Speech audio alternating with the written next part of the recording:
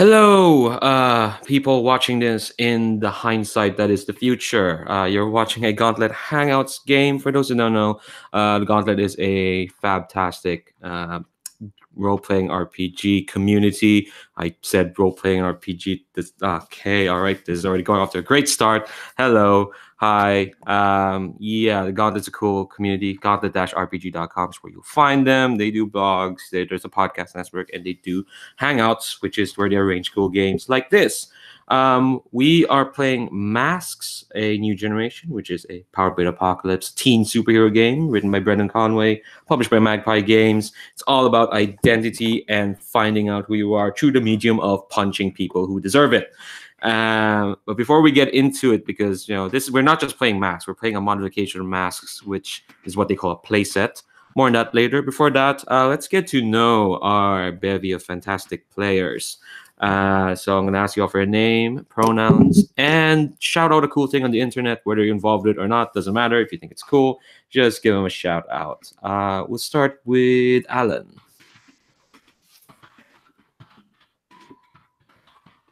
You're muted there, Alan.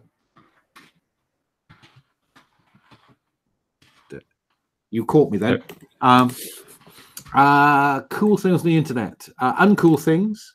Apparently, Google Plus is going to close even quicker. And this will be my second game of Masks with Leandro. I played, I was a guest star in his last series. Mikkel and I have played a couple of GMless games, but Robert and Ludovico, we've not played together before. So nice to see you. Fab. That's one of the great things of the Gauntlet, bringing together cool people and from cool different places, and suddenly we all have lots of cool friends. That's again very cool. I've used the word cool like 5 times in one sentence. That's not cool. That's tragic. Anyway, speaking of someone who's not tragic, see, there you go, segue. Ludo, please introduce yourself and save me from this. Okay, I'm Ludo. I can go by any pronouns. Cool thing on the internet. I've been binging this show, Shadow in the West. It's Legend of the Five Rings podcast. It's a mix between an audio drama and actual play.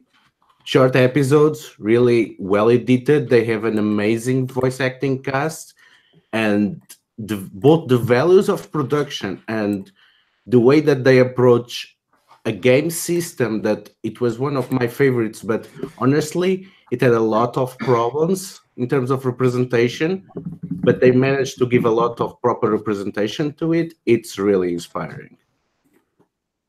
Fab. I mean, that's a big recommendation. You can rescue Legend of the Five Rings from its roots. That's really cool. Keep an eye out on that. Up next we have Mikhail. Yeah, I'm Mikael. My pronouns are they, them.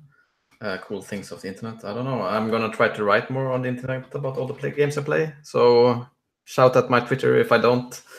Yeah, that's about the coolest thing I can come up with on a work day after holidays.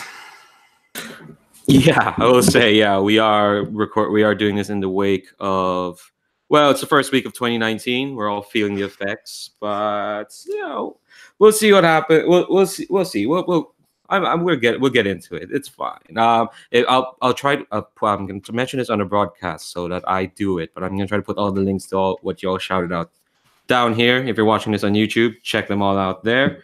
Last but not least, we've got Robert. Sorry. Hi, I'm Robert. Based in the UK, and I don't really have anything to plug right now, so I'll just say I've been out of the Gauntlet for a while, gaming wise, because my life got a bit hectic last year, but I'm back. I'm trying to get back into some games now, and looking forward to playing some Masks. Fab. Well, good way to kick off 2019 playing Masks. I just hope that we can make the experience totally kick ass for you. Yeah, and I guess I'm Leandro. I'm hosting this. He, him. I don't have anything Cool, shut up the Gauntlet. Check them out again. Links down below. But yeah, again, as I mentioned, we're playing masks, but not just masks. We're using what they call playset. They have a bunch of these for their different supplements. There's like 3 different supplements. The first one only has a bunch of new playbooks. The other 2 have playsets, which add new rules. Kind of like it's a campaign frame, but with lots of different like bespoke stuff. Like the mask series I ran before was called Iron Red Soldiers. Oh wait, no, it was called Spiderweb. No, we're playing Iron Red Soldiers today. Oh, I messed it up again. Apologies. But that one was all about street level stuff. There's other playsets for like superhero schools, cosmic adventures. This one though is called Iron Red Soldiers. It's written by Misha Bushjaeger, who was part of the creative team behind Orun, which had a successful Kickstarter last year. And this one kind of takes from different comic book storylines, but I think the attendant here is I'm forgetting the name of this.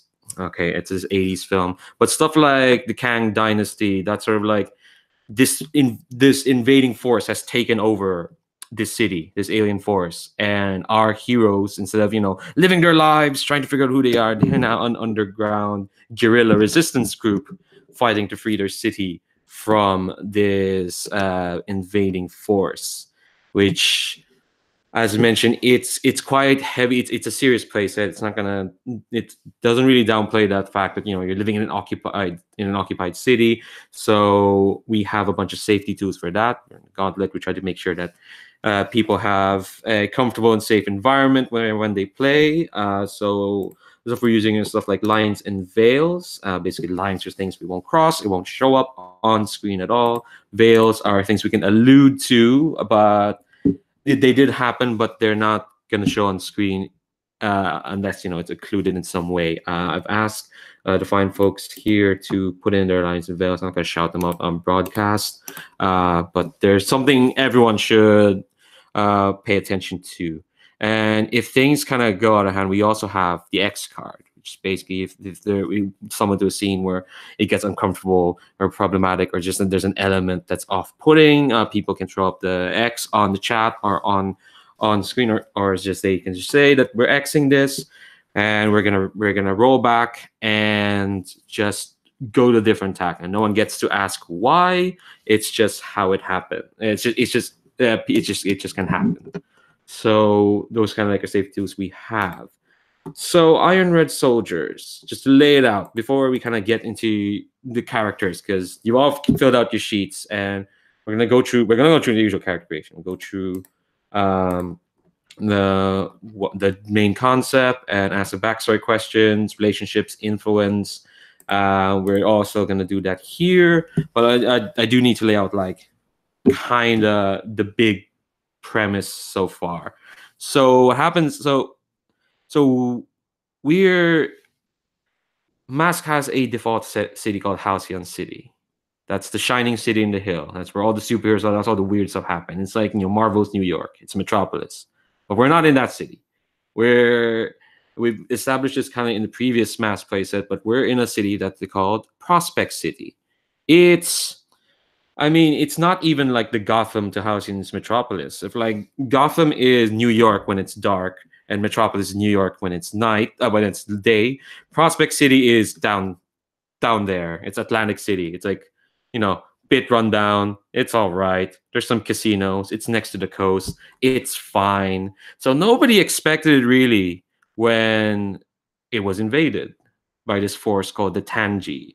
Now, they're a race of intergalactic bird spacefarers, and they've kind of come and taken over your city after this climactic, huge battle up north between all the heroes and all the government forces, and they've just subjugated this city, and they've kind of holding your city hostage.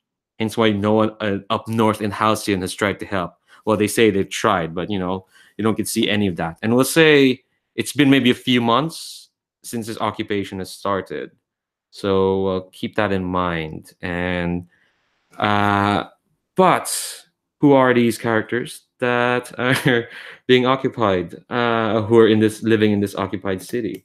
We shall. Oh, we shall. Let's see. Let's go with the character keeper order. We'll introduce our characters, and then we'll at the end we'll firm up like relationships or whatnot. So, let's start with Mikhail. Tell us about Hero. I'm playing Hero, the Harbinger from the future. They are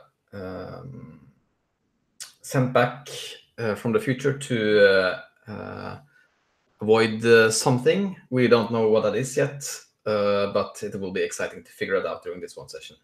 So that's what I went for. They look ambiguous, Asian. They have a haunted face, streamlined clothing. I imagine being like a sci-fi kind of soldier-ish thing, just very sleek. And I think actually that they showed up pretty recently. And that, like, I don't know how this is going to work in this game, but usually in like the Mask game I played, there's been like this kind of public image of these heroes. And I think actually that they are misgendered in this public way, because they look like a man in their suit, and I think they just assumed that they are a man. But in the future, of course, such stupid things as gender is long since abolished. So I think they're a little annoyed by that. But I mean, they're superheroes. They can't really go out and say, no, I'm this real person. I'm not. Yeah. Yeah, you'd hope these superheroes would be a bit more egalitarian, but what can you do? Do you want me to go to your backstory questions now, or we'll do when our first came together at the end? But yeah, it would be nice to hear who the others are playing before we do the backstory. Okay, cool. All right, so yeah, we'll go through like everyone's like big pitch. So yeah, Harbinger, that's interesting. What calamity are you here to prevent? Well, you're in the middle of a calamity, I guess. We'll see how that goes this session. Okay, next, Ludo, tell us about Regicide. Wow. So yeah, I'm playing Regicide, or the real name Xanainatsa Novadred II, or as she goes, Kazidred. She is a Saiyan. So she's the child of a supervillain that is trying to become a hero. She is one of the clones of the Dread Queen, which pretty much teleported her entire nation state to an island off the coast of Alcyon City. And she is kind of her sister child, basically the backup plan. And she kind of rebelled and tried to find a life of her own. She went to Prospect City, where she tried to mingle as a normal kid. The problem is, as the moment that her mother discovered this, she sold this out as part of her amazing plan to infiltrate common society and take it down from within. So this started to push Cassie to go into a vigilant and heroism, and they tried to devote themselves to become a hero capable of taking down any would-be tyrants, including her mother. Sounds fair enough. Your mom kind of has those sort of ambitions. Oh God! All right, that's gonna be fun to play. Always interested in like heroes who flirted with or was involved or tangentially related to villainy, and that's gonna be interesting because in this play set, well, we'll get into it once you hear the big speech from the big kahuna of the Tangee, so to speak. I just called him Big Kahuna. No one's going to take him seriously now. Up next, Robert, tell us about Kevin, or Ooh, actually, I'll let you say this hero name. You're muted there. Sorry, Robert. It's his hero name is Loki. That's L0K1. He's the brain playbook. He was he gained attention early on, creating a drone with some basic AI that could respond to verbal commands and act with some level of autonomy. And he was he's very much sort of egotistical, genius type. He wanted to show off his his knowledge and impress everyone and maybe make the world a better place in the process. But he was working on a smart AI for Aegis called Eris, which was intended to analyze world events and come up with solutions to disasters and threats and stuff. But unfortunately, Eris went rogue. She deemed humanity to be a threat to itself and tried to take over various automated creations to control humanity for their own good. Kevin helped create a security patch to stop her from spreading her influence, but he couldn't bring himself to destroy her, so she's still at large in one of her android bodies. I haven't got to the other two questions yet. No worries. We'll get to them after the end of all the introductions. But yeah, love a good Ultron comic book storyline.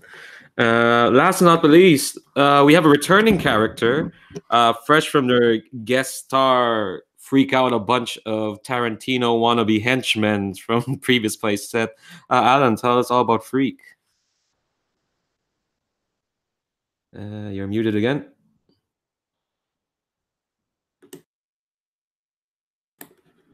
Alan, you're muted. That first bit was really good. Michael Manners came to Prospect City with his mother a couple of years ago. She was a nanotechnologist. On a Take Your Child to Work day, there was a critical incident, which in effect installed his consciousness into a nanoswarm. He was, inverted commas, adopted by Aegis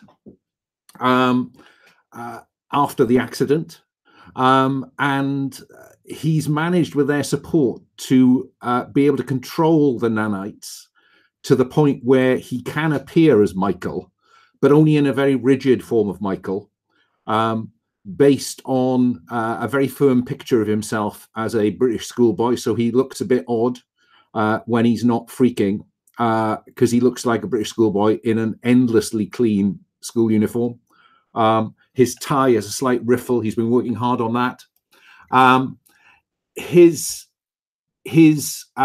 freak identity is the one that he's more naturally attuned to, so that doesn't require concentration. And it is the form he left to themselves, or left to his subconscious. The nanites form a freakish silver troll with an enormous maw and vast teeth. And that's a reflection of his anger, really. He's only recently returned to Prospect City because the trouble with the Aegis is that they tend to pull him back for debrief whenever he gets out into the field. So he was pulled back after the last adventure, and is now back, or was supposed to be back, with his carer, his foster carer stroke minder, Aegis minder, Mrs. Smith. I'm not quite certain what's happened to her yet, but I'm guessing that she probably will have resisted and therefore will have met a grisly end. he starts angry.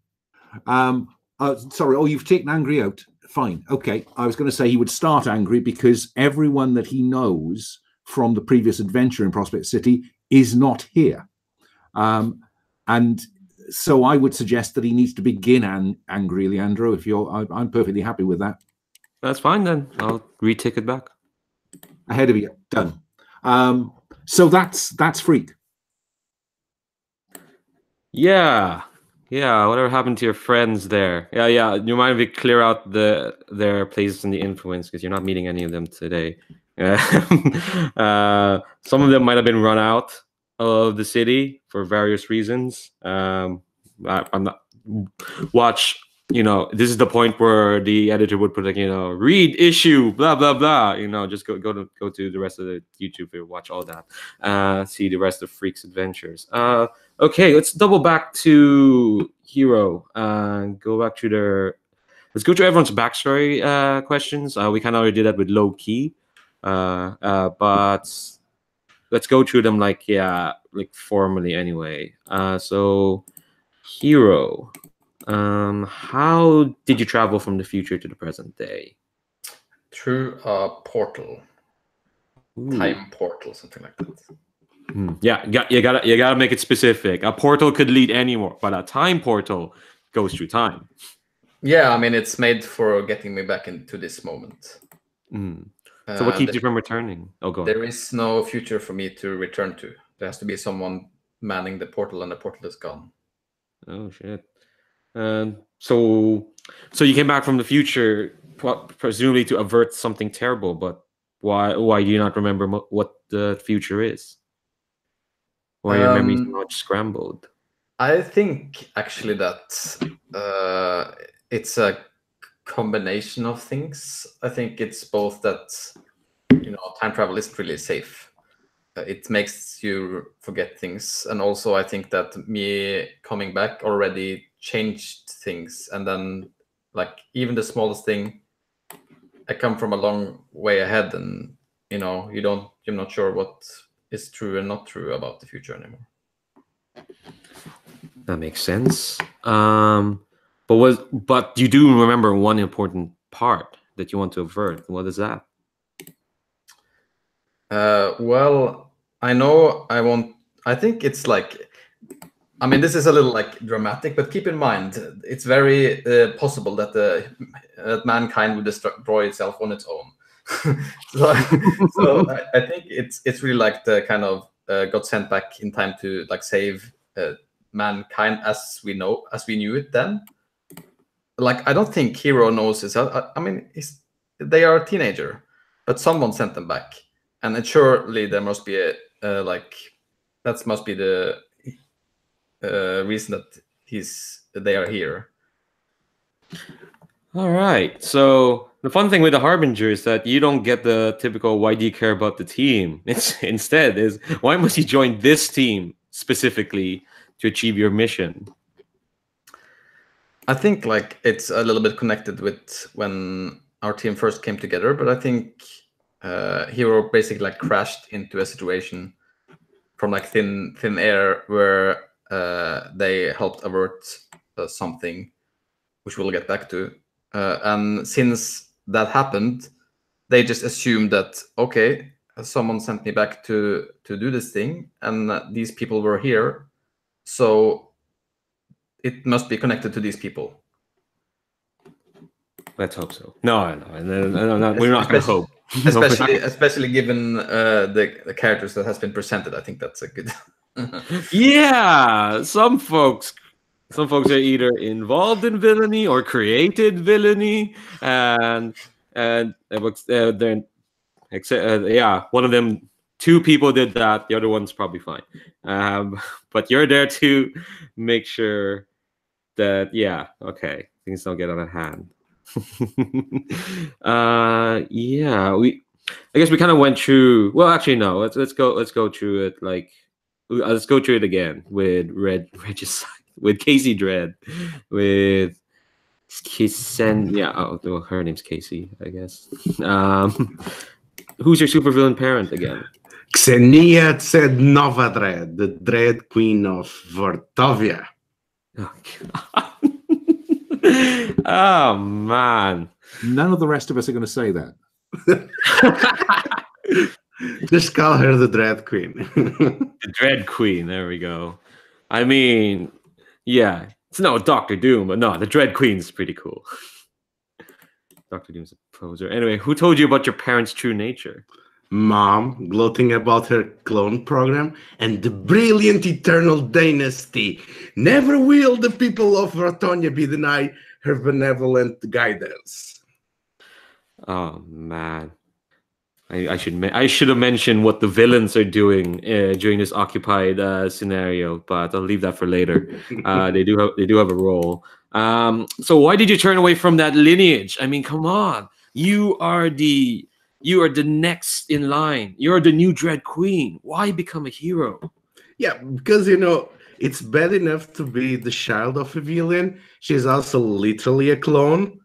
She's like, I don't want the position that Jesus handed over to me. So she wants to discover who she is. So she took her own name and tried to move to Prospect City and tried to mingle out and to be a normal child. Although there was a breaking point and she turned on her mother and said, no, I'm tired of tyrants and people that are telling me who I should be heroes, villains, my mom, anyone else. I'm going to take them down. That's pretty cool. So who helps you in your chosen path outside of the team? Socket. It was a shackled AI created by the Dread Queen to better manage the mechanical legions of Ritovia. And it was one of my few companions that actually could relate to me within the island state. And I believe the AI to be the biggest victim because, like me, it was someone that was created for a specific function by the Dread Queen. And we escaped together, and Socket is on a very limited interface. It's on a tiny cleaning droid. And we are kind of, both of us, trying together to discover our identities and how to be heroes. Oh, so we got good AIs and bad AIs. Love to get a spectrum. So finally, why do you care about the team? She will never admit this, but she sees them as exactly like her. People that they have not found a place in other teams, or they found a place waiting for them, but they believe it was decided for them by society or other factors, and they are just like her trying to figure out who they are. That makes sense. Well, of course, when you say she'll never admit it, that means it's almost guaranteed that she'll have to admit it at some point. Of course. That's just how stories work. All right. We kind of went through Loki's backstory, but so for the last two questions, Loki, who helped you realize you need other people?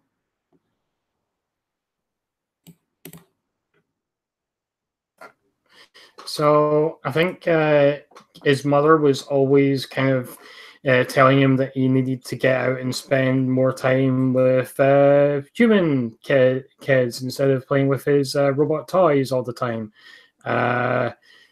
which he didn't really pay much heed to until after the whole Eris incident.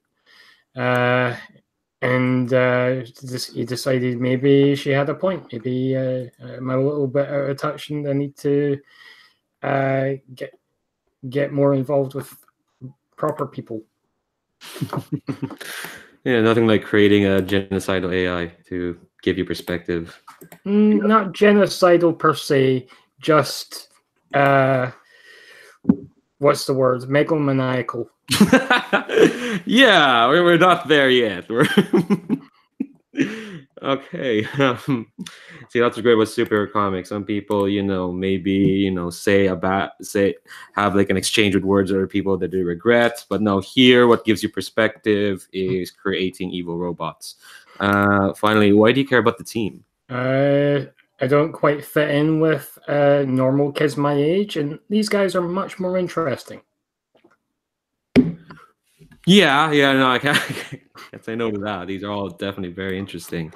And yeah, we went through Freak's backstory. So I think I didn't mention what my character looks like, so I should probably do that. So I pictured him as sort of looking like a younger Asa Butterfield, if you know who that is. He's got sort of pale skin and sort of blue eyes.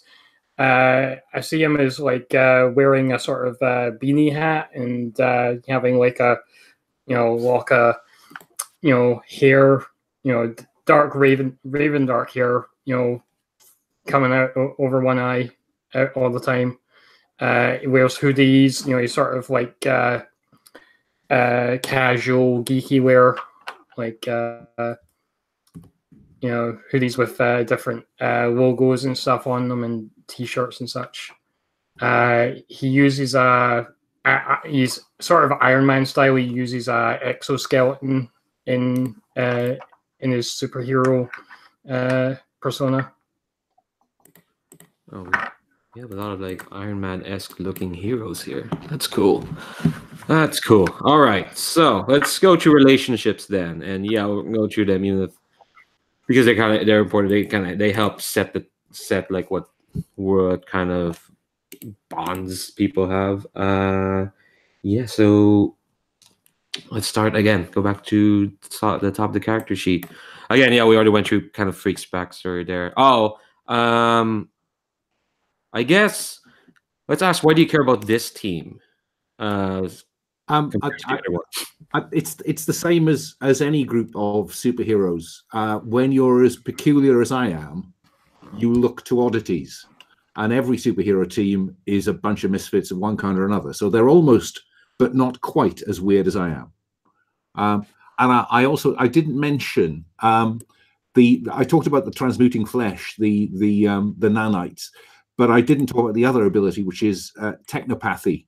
I can extrude fine filaments fine nanofilaments into mechanical or electronic devices, and that I can get close enough to, and make them do stuff. Repairing stuff or trying to make it operate. I was gonna say I don't. Oh yeah, you did repair something. I thought you just made your nanites make you look scary. Well, that's a function anyway. All right, let's go to relationships. Back to Hero. Actually, no. When our team first came together. Sorry, not yet relationships. Just fairly quickly, just so we have something to glom on to. Man, you're all limited edition playbooks. So this order they have here in this GM sheet doesn't truly work. Well, actually, no. They're transformed. We'll start with you. Okay. What I was wondering was whether the disaster we managed to avert was ourselves being picked up by the Tangee, or some collaborators of the Tangee. That's what I'm thinking. I was asking you the question you have there. Oh, sorry. Isn't that about? Hang on, what's it gone? We drew attention and ire from plenty during the fight. One important person in particular now hates and fears us. Who is it? I'd quite like to have my old friend Sergeant Graft as a collaborator. That can be arranged. I thought you did something good for him last session. You gave him the Scorpion. Yeah, but I blame him for being pulled out again by Aegis. Oh, fair enough. All right, so we got a corrupt cop on your backs, so watch out for that. I mean, what are the odds that a man named Graft becomes corrupt? Like, that's just asking for trouble. It's spelled with two A's. It's entirely different. Okay, sure. All right. Hero. All right. We'll just go to the character keeper. Hero. Oh, when our team first came together, we averted a disaster from the future's history books. What was the disaster? What effect do we hope it had on the timeline? Hmm.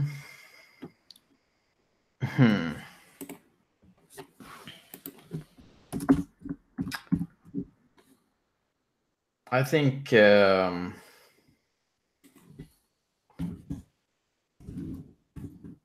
don't know. That's a good question. I think maybe so the situation was this the same with the corrupt cop, right? Yeah, we're all describing the same situation. You're just adding, each of you are going to add a detail to it. Yeah, so I think we just the disaster is one of the other ones getting imprisoned, I think. Ooh, who was imprisoned? Well, I think all three was going to get imprisoned, but it's just one of them that was critical to the timeline, as far as I knew. Okay, so you're saying your team got imprisoned in this fight? Well, they were going to, but we averted it. Oh, okay. Yeah. Oh, so the disaster in history books that your team was imprisoned in this crucial moment, but the three of them, but you stopped it. Okay, I'm down for that. Mm-hmm. And That makes them very important. I think the effect it had on the timeline was that person got vindictive after that. Ooh, as in the corrupt cop. Or someone. I think one of us.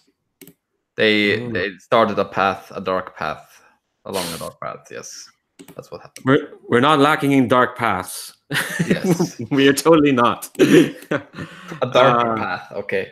Okay. Well, no, one of them is trying to avert it. The other one, they're trying. Teenagers, you try. Who knows? I mean, there's difference between rebellion and hate. Yeah, it's a thin difference. Okay, Casey, it's Nia, Regicide. Oh my God! So when your team first came together, someone important learned about my lineage and condemned us all. Who? Why? I will say it was my parents' greatest enemy, Infinite Violet, a renowned Silver Age superhero, that she recognized me as being quite similar to the Dread Queen, and on the aftermath of the encounter, she denounced us as villains and as part of a larger scheme trying to join proper society. So do you think that when the birds were trying to round people up, this Silver Age nemesis of your mother's saw you and just said, they're villains, we can ignore them, and went off to rescue somebody else? Yeah, I'll say we pretty much ignored that, and that really upset me personally, because I mean, if someone knows how to take down my mother, it's her. And I come out in public and the first thing she does is to call me out as a villain just because of who my parents are. I guess you guys pushed me along, but I was clearly distressed. Yeah, they know better than some Violet that never ends. Christ, what a name! So I don't know what else to insult her. She has a lot of Violet apparently. All right, can't wait to meet her. Loki, last but not the least. Your team first came together. I created something lasting and beneficial for the whole team. What was it?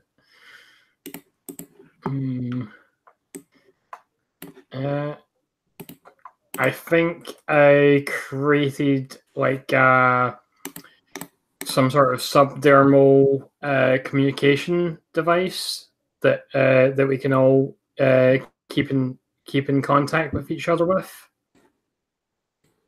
That's always welcome in these sort of games, to be honest. Let's split the party. Oh, no one knows what's gonna happen to the other, but subdermal communications device always welcome.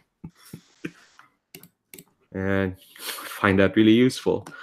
Okay, let's do relationships. Let's keep going through the character keeper. That means you, Freak. You got 2 relationships there. You are muted again, Alan. Sorry. I think I was at my lowest when I came back and found that my previous friends had already been picked up, disappeared, don't know. And which of you comforted me? I think it was Hero, because Hero said something like, "You think it's bad now?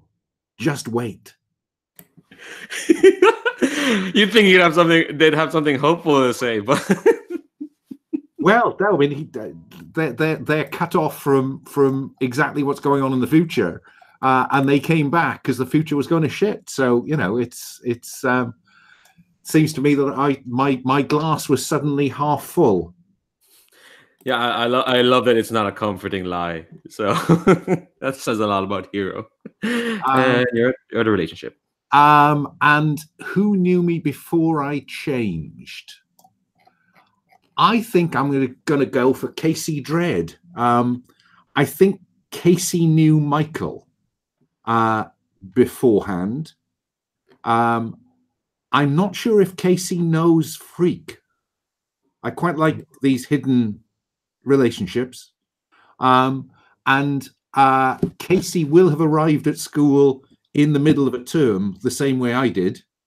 And so we will have ended up sat next to one another because no one wants to sit next to the new kid, especially the one in the peculiar uniform. We're an odd couple, but I think I knew Casey Dredd beforehand. You down for that, Casey? I like that idea, especially because considering what I'm trying to pick for one of relationships, she knows him before, and she knows him as Freak, but he does not connect the 2%. Yeah, we got a lot of mileage out of that. Yeah, and then we can have a paradox, because when she was the new kid learning to be normal, he was the one supporting her, and now she's kind of expected to be a grounding element for Freak. These 2 people triangles. They're well, tales all the time in comic books. Let's jump back to Hero. Your relationships.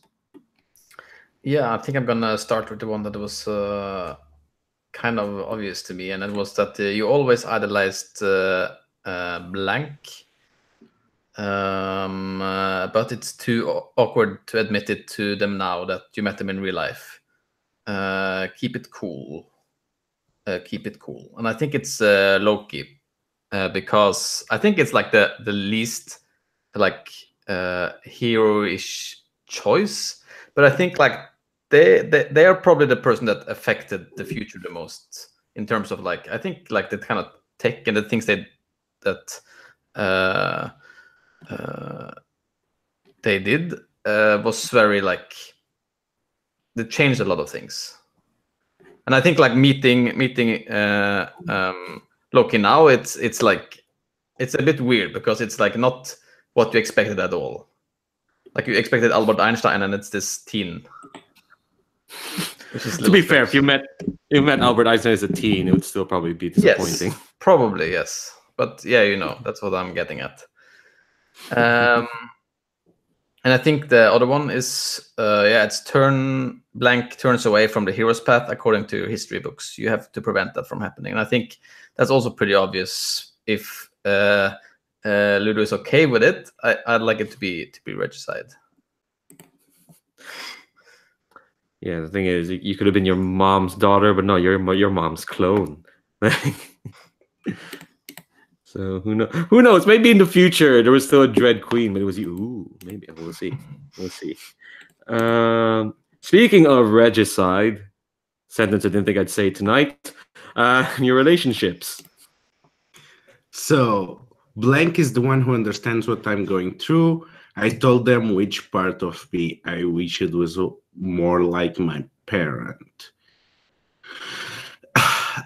I actually think Loki might be the one because I mean they both have very similar circumstances of they have this baggage that they leg around. They both are shackled to these figures of authority, and they even grew up with only robotic creations as their companion. So I think that if Kevin likes, that can be or take. And for the other one, which we already talked, my parent once fought and trashed Blank. I've got to find a way to make it up to them. And this, as we talked, will be Freak. Makes sense. Freak's been doing stuff with ages. I'm sure you've tackled with a Dread Queen in a... Is the island floating? It's not floating, is it? It's just moving. Okay, cool. Floating islands, Christ. Finally, low-key, your relationships. Okay, so my first one is I told Blank about my shame and asked them for their confidence. Let's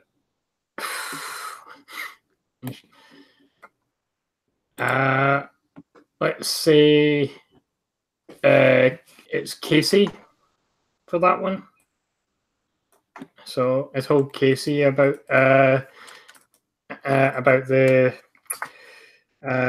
heiress and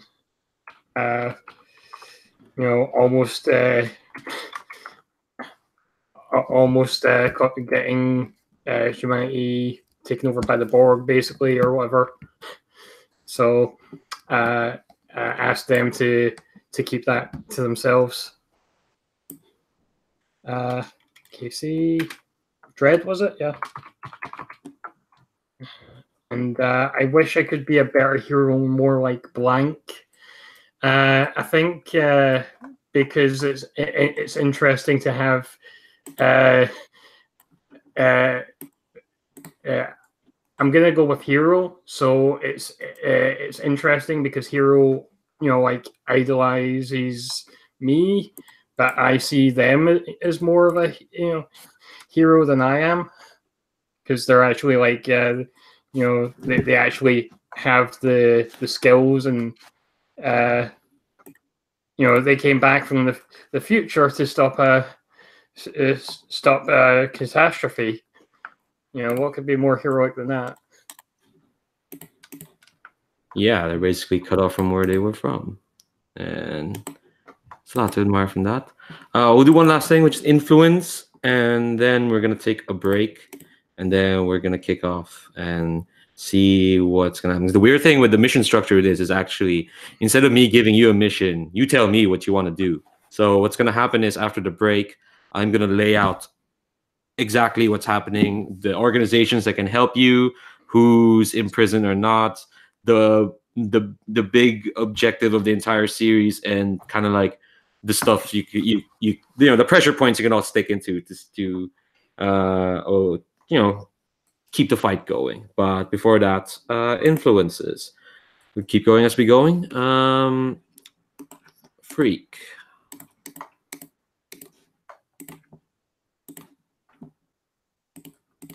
You are muted again, Alan. I give one influence to a member of the team over me, and I give that to Regicide. Oh my God, it's just saying that name, which is fine. It's just funny. Hero. Every member of your team has the power to change the future, your future. Give everyone influence over you. All right. So minus influence over hero. Casey, regicide.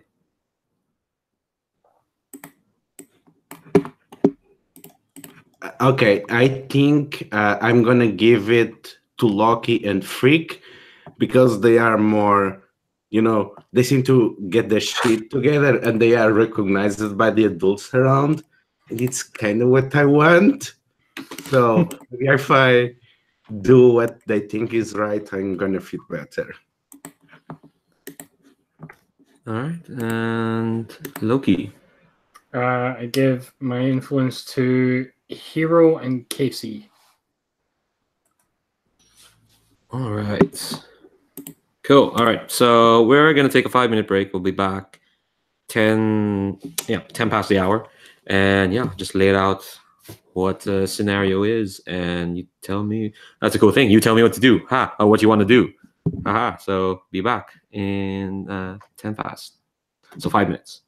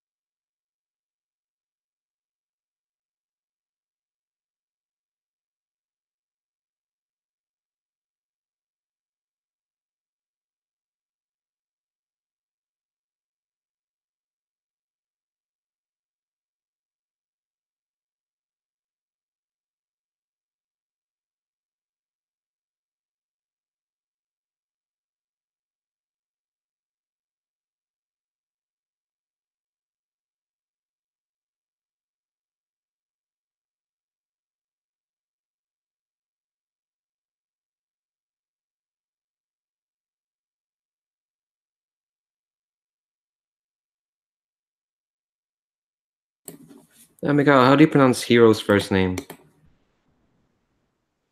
I haven't given them a first name. They're just Sergeant. Oh, Sergeant. Sorry, I thought that was a name. Okay, cool. I guess that's the new thing now. People think their first name is Sergeant. His first name is Agent. Yeah. All right, cool. We're all here. So, lay of the land. I think. I mean, there was a big battle. Obviously, no one was gonna let a city be occupied in American space, let alone Earth space. But that's the thing. Even though you have all these superheroes with this weird stuff, like the Tangee came in, and they just steamrolled them through all. You can see it all. The ruins in the north. The north of Prospect City is still kind of in ruins because of this gigantic battle where they basically subjugated the heroes and imprisoned them in the ship and has basically kept the city hostage. And you all see this gigantic, cruel looking ship right above the city. It's like what if you made a talon out of ships, and it's always there. It's a constant presence. And you got this broadcast at the start. All screens got this, and it's this tall, gigantic, resplendent looking bird person. In fact, their specific species called they probably look like, I'll put the picture in the chat. They look like a Philippine eagle. They have these like cruel, menacing eyes, and they're looking at you they're looking at the screen like they're seeing you, and you're not even worthy of kind of their attention. And he speaks and everyone understands. So you guys, universal translators. You probably find out where that is later, maybe. But he speaks and says, "I am General Kuin, commander of the Crown Abundant, and our representative here on Earth. Fear not, for we the Tangee are not here to pillage your resources. We are not here to lay waste to your infrastructure. We are here to save the universe. We are a civilization that has peered far into the future. And in that future, there is an earthquake throughout space and time that would rupture the fabric of all reality. And that rupture starts here. So we have come to ensure the safety and the sanctity of all life, not just on this planet, but on countless others. So we ask, brave people of Prospect City, that you endure this occupation in peace as we try to determine this rupture. We will not be involved in human law enforcement. We will not be involved in the governing of your municipalities. We are here to carry out our agenda, and we shall do so with the minimum of fuss and the minimum of stress. And so we have graciously appealed to your governments to let us continue our work in peace. Anyone who would stand to get in the way, well, they will be met with the appropriate force. Some of your heroes have already done so, and we have meted out fair terms to them.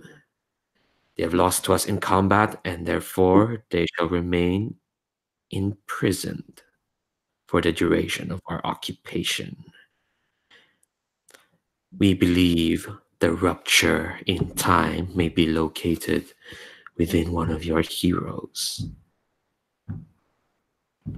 So, as mentioned, live out your lives. Live them, but just be sure that do not intersect with our goals. And he blinks. And that's the start of the first wave. Now suddenly you have these Tangee advisors kind of showing up everywhere. They got these patrols, these kind of like airships coming out of their big ass ship, just floating above you, which is called the Crown Abundant. That's the General Kuin's ship. And yeah, you see the municipalities like Mayor Karen McConnell. She just suddenly has a Tangee advisor with her. You kind of see these patrols, and you see them just kind of like taking people away.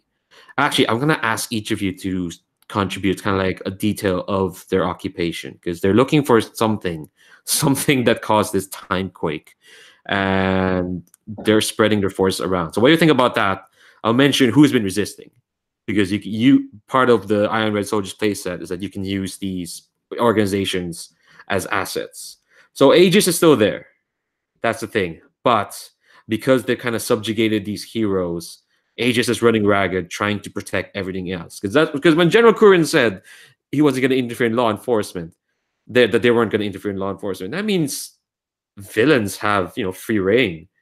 Most of the heroes have imprisoned, so there are a lot of like just villains doing what they want. But the Tangee doesn't care. They don't care about what's happening to human life because they're busy doing their own shit.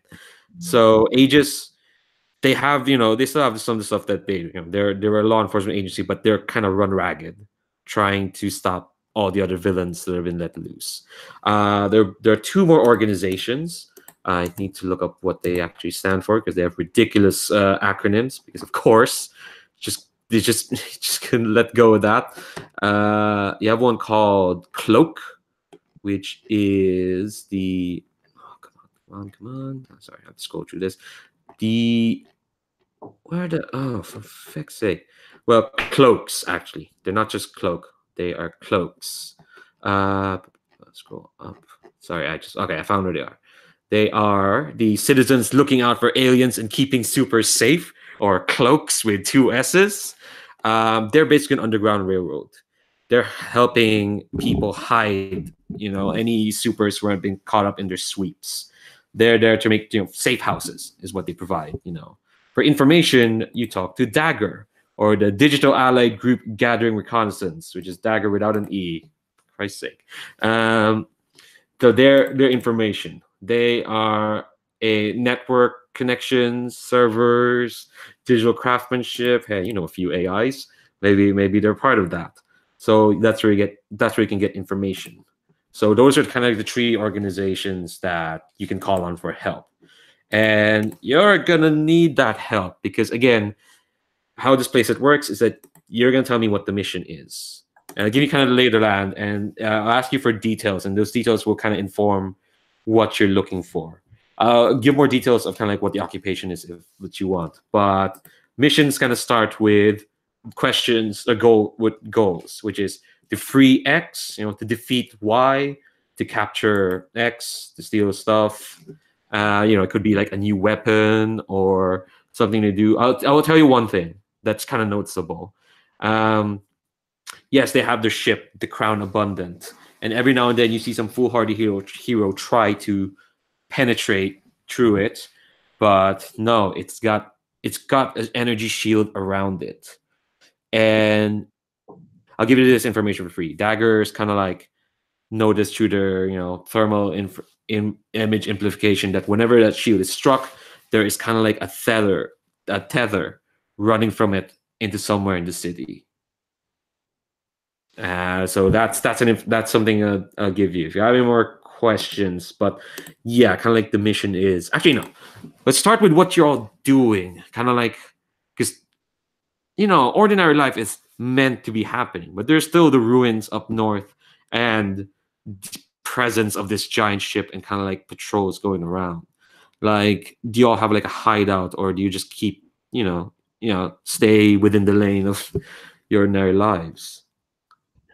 What if our school was in the north and was too damaged it continued to be used as a school? So school has been moved to some kind of temporary location nearer the center of the town. But that does mean the building is, half safe. Yeah, let's say it's a disorganized, like maybe converted, not a warehouse, but like maybe like an old maybe school is like a bunch of buildings scattered around the center, and there are some that are still being halfway converted, so it could be like a safe space for y'all to meet. Is that fine with everyone? Cool. So, okay, well, actually, yeah, let's open a scene there at your kind of hideout. As we'll make it as safe as possible. I'm not going to burst in, opposition soon afterwards. But yeah, tell me what's going on in the city. What kind of like hints or rumors are you all hearing? Start with Casey. So Casey she uses her abilities of machine control to always stay on the system, to be aware, to hide herself so that nobody goes looking for her parents, to get by. And as she going around tapping into the network, she starts to see that there are a lot of things that she now cannot see. That the technology that stops answering to her. And she gets the feel, and it's on things related to the government. It's like an analogy will see an encryption that she does not recognize. But it's more like it's something that her abilities do not recognize as machine or technology. and she feels unusually vulnerable because if she gets listed on those new databases, she cannot do anything about it. Interesting. So data banks that are inaccessible to your machining technologies. Interesting. Hero. What are you hearing around Prospect City? I think I'd like to build on that a little bit. I think actually like the whole kind of internet or something like that is getting like it's getting like blocked. A lot of places are getting inaccessible. People are unable to do a lot of things that they used to before, and I think like a lot of people are like, I mean, I guess the nerds or whatever are like, oh, it's all on all the forums. It's all about like, oh, they are surveilling us and censoring and all that kind of stuff. And like, there's a lot of like cracking down on people breaking the laws on that, on like even the simple stuff, like you know, trying to you know, use a proxy or whatever like that. Yeah. I can't believe it's not Linux. Yeah. All right, cool. Yeah, you get to prison for using Linux for sure. Yeah, exactly. Like in Tangee, like, oh, you scrubs. Look at the technology we have. Okay. Well, maybe. Loki, what are you hearing? I think there's word getting around about a small, you know, sort of religious group that, you know, whose ideology just happens to like line up with what the Tangee are saying, that they're here to prevent this rupture in time, you know, that, you know, prevent this catastrophe that's going to happen. So they're preaching for people to cooperate and you know, fall in line with the Tangee and just help create a better future for everybody. You know. All right, cool. Does this group have a name, or we'll get to that later? Then. Yeah. Fine. All right. Love me some. Well, we'll not call them cultists. They're probably respectable. Freak. What have you heard around town? That Aegis are continuing to try to bring down the big ship. If they can bring down the big ship, this will all go away. Yeah, it's almost like it's placed there to serve as for a purpose. Who knows? Okay, so I think as you're all kind of meeting up at your half derelict hideout, I think all those blocked internet sites, those social media sites, suddenly, well, actually, no. I think, yeah, everyone is kind of being funneled to one specific social media site. I don't know, MeWe, or I don't know, something more distributable. And oh, Jesus Christ. Yeah. Oh, God. Imagine, yeah, if invasion of bird people means everyone had to use Twitter. God, that's a dystopia. But in this social media site, I think there's an announcement. It's not like it's kind of like it's a short, curt announcement, and it comes with a picture. Breakthrough in the Tangee. I don't know. The Tangee just saying we are looking for an escaped hero who is crucial to our research into the time-space anomalies. And there's a picture of, oh, it's nice. Mikhail put a picture on the character chat, but it is that exact picture of not the person, but of the superhero. They put out this, for lack of a better term, APB, that they're looking for this hero who claims to have knowledge of time. And I think that's kind of like what the mood is when you all meet up. So heroes just become most wanted. Yes. Oh yeah, hero, you have a start of session move. Do you want to do that? Yes. Yes, let's do that. So, yeah, when at the start of the session or when time passes, roll plus savior to find out how your investigations into the timeline has been going. So, plus savior, my savior is 2. So I'm gonna roll. And that's 8. Oh no, that's a 12. So 14. Wow. All right. So on hit, you choose one figure noted above or one aspect of future world you can remember. You found a lead to follow to learn more about how the present version of that figure or aspect becomes that future vision. On a 10 plus, the lead is particularly strong. You can ask me a question about the figure aspect, and I'll have to answer honestly. All right. So yeah, I think could be anyone. Could be a Tangee. You can just invent someone. Yeah, let's make a villain. Ooh, okay. I'm gonna say an architect.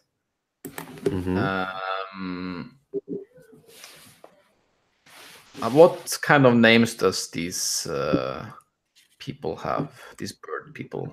Let's see. Kurin was a military term invented by Cossacks. I was talking to Alan about this before broadcast. Suddenly, I have to realize I have to name bird people, and kind of like that. I think you go for like those harsh K sounds. Harsh K sounds. Okay, so Cossack. What is this? What you said? As in Kurin was a term used by Ukrainian Cossacks in World War II. Okay. The general's name is Kurin. So I'm just gonna have to think about that a little bit, but I think it's like I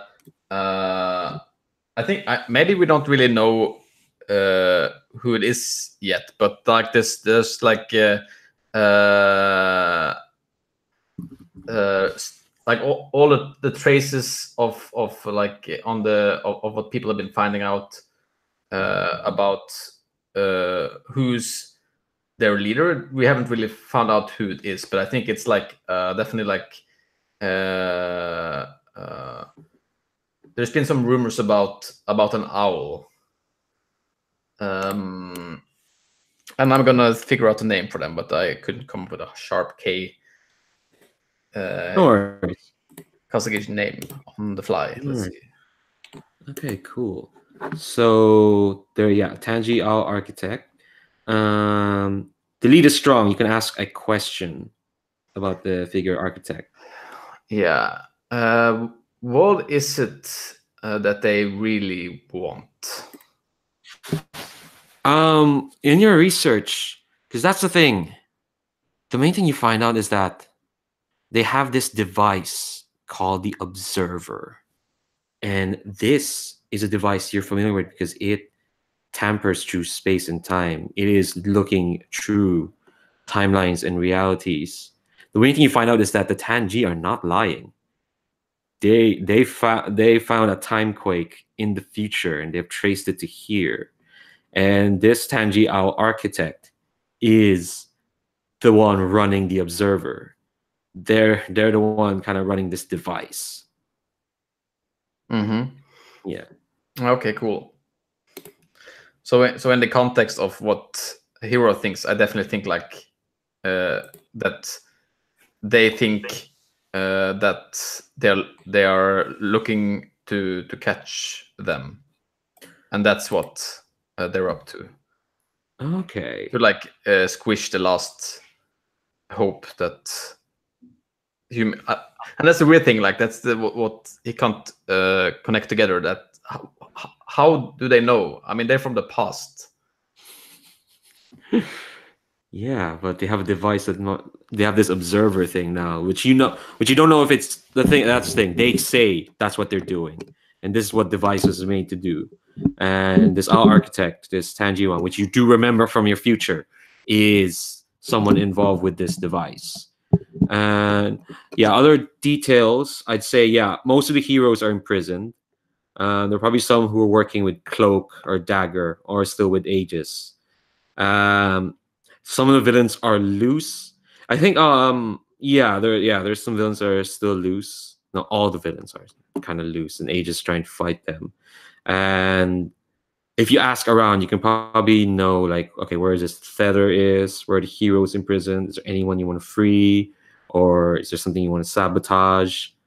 And Hero has just found out that, yeah, they have this observer device that can look through space and time. That's how they found out about this time quake, and that's why they narrowed it down to Prospect City. I'm gonna say that this person's name is BB Ghoul. Ooh, can you write that down in the chat?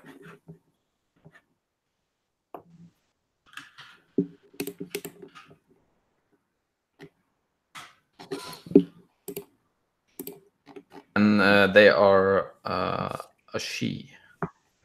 All right, BB Ghoul, Owl, Tangee, Architect. Fab. Okay, so what you're kind of thinking of, like, what word you want to strike out for? I'll just shoot out a bunch of stuff for the moment. Reg side, I think before you get to Reg side, Casey, Reg side, before you'll meet up with your friends, I think you get a message through like a back channel that you only know one person uses. It's kind of the person you most want to run away from. And it's just a message saying, our opportunity has come, heir of mine. Would you... Yeah, that's the only message. Our opportunity has come, heiress of mine. And I think you kind of get kind of these messages every now and then. She's trying to, like, no. But you're still with me. You're still with me. Low-key, I think another thing you notice as well is, and this started only the past day, there are these like Tangee squadrons, because the thing is the Tangee always kind of patrol around. They usually have this like hover skiffs and they kind of walk around. But suddenly there's like less of the Tangee and more like a hover skiff, a Tangee, and these robotic androids kind of patrolling with them. And you recognize those androids. You kind of recognize when your offspring's trying to emulate you in creating more offspring. So those are kind of the stakes. You've got a lot of like options to go through. But first, let's all put you all together in your little hideout. And Freak, yeah, you don't know where your friends have gone. You do know that there was a moment where one of your friends took off their mask and their identity was shown throughout everyone. That's why they're not here. Mm-hmm. But yeah, they kind of gone underground for the moment. One of them was run out of town, and the other one got a direct threat from a criminal that you know very well. Don't know if that criminal's still around. But yeah, so what does this hideout look like? And what are you all doing there? I think it's probably a basement space, isn't it? Just, very bare. The only equipment is whatever Loki's managed to rig up in terms of communication. Because it feels like we don't have any resources to fall back on. You do have contacts with those 3 organizations. Those are kind of like your main resources for now. The thing is, you can't fall back on them all the time. There's a limit. But if you need information on a target or a way to get into places or just back up, you got resources for that. You got those 3 organizations. I'll say also right now, I think when those APB came out, the patrols have kind of, and the Tangee are blaring, they're insistent. They're kind of projecting hero face, so to speak, all around town as they're going around. The thing is, they don't know what you look like under the mask, which is good. But yeah, you're all here in this hideout. What do you all want to do?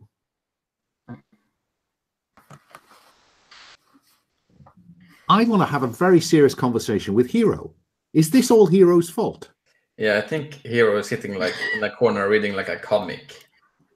Being like very, oh, this is great. I haven't seen this everything is wow, comics. Yeah, no, put the comic away. This is serious. Have you brought this down on Prospect City? Are you this rupture thing? Oi!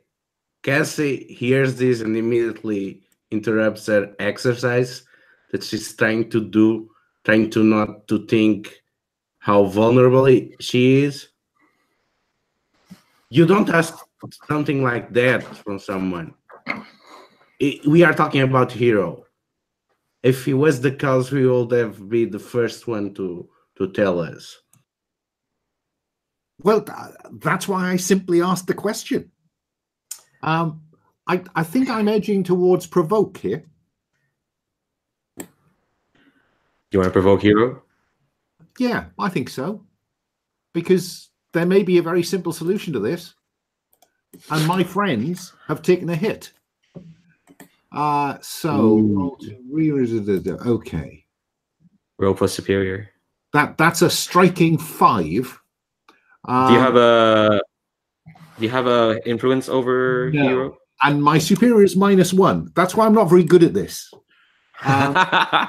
Well, take an advancement. You got to move. You take potential. Oh, then I'm 5 of 5. Yeah. Okay. So Hero, how do you respond to that? Yeah, I think I just like look up at you stupidly and like, you remember when I came out of the sky when you were getting arrested by these birds? Yes, they were already here. Dumbass. Oh, is that the game we're playing? Okay, then I'm going to hit him. What? I'll first take a condition, by the way, because you failed the roll. Yeah. And this is not even the hardest move I still have yet to do. But Okay. yeah, you're insecure, Yeah, definitely, okay. right? So that probably means I don't hit him. Okay.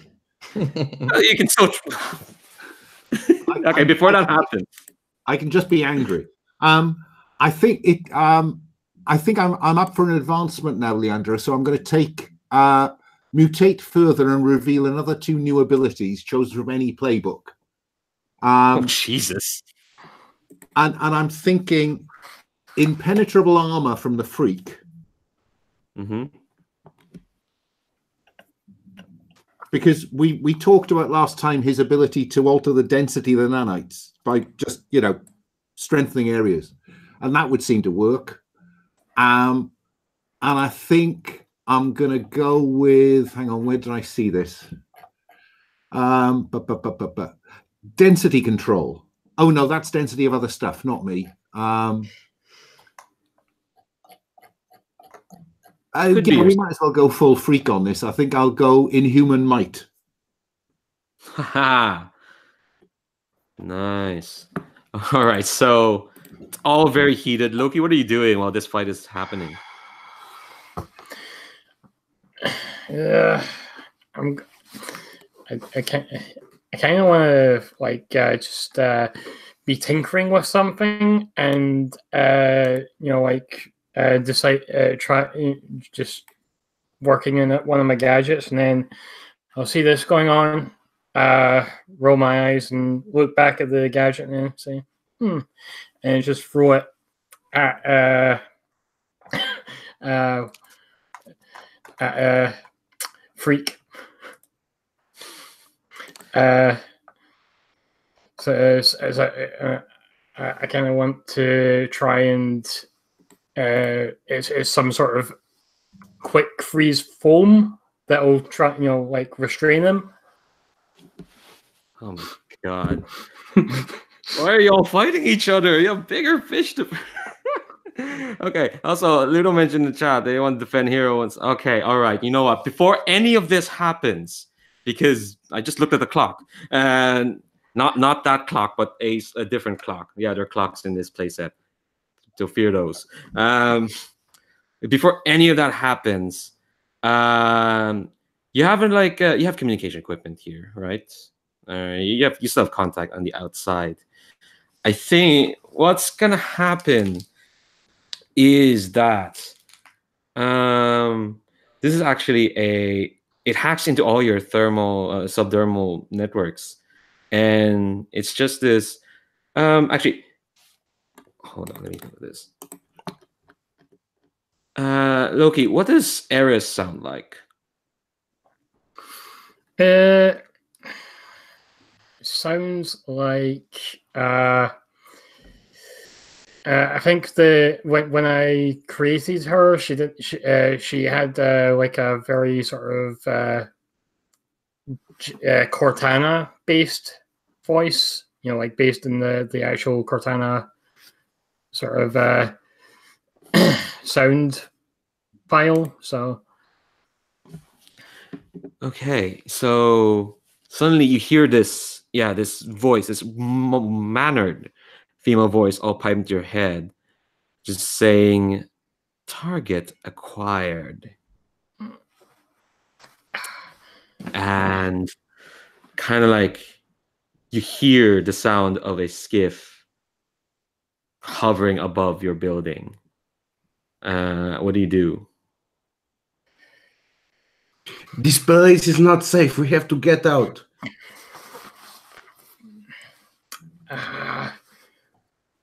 Damn it. Okay, I put the thing away that I was going to use and say, okay, you guys got your system, we gotta go.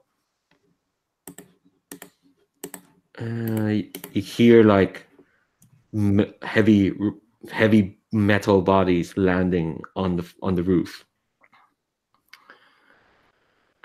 So I'm just gonna press a like a sort of gauntlet that I've got in my arm and just sort of.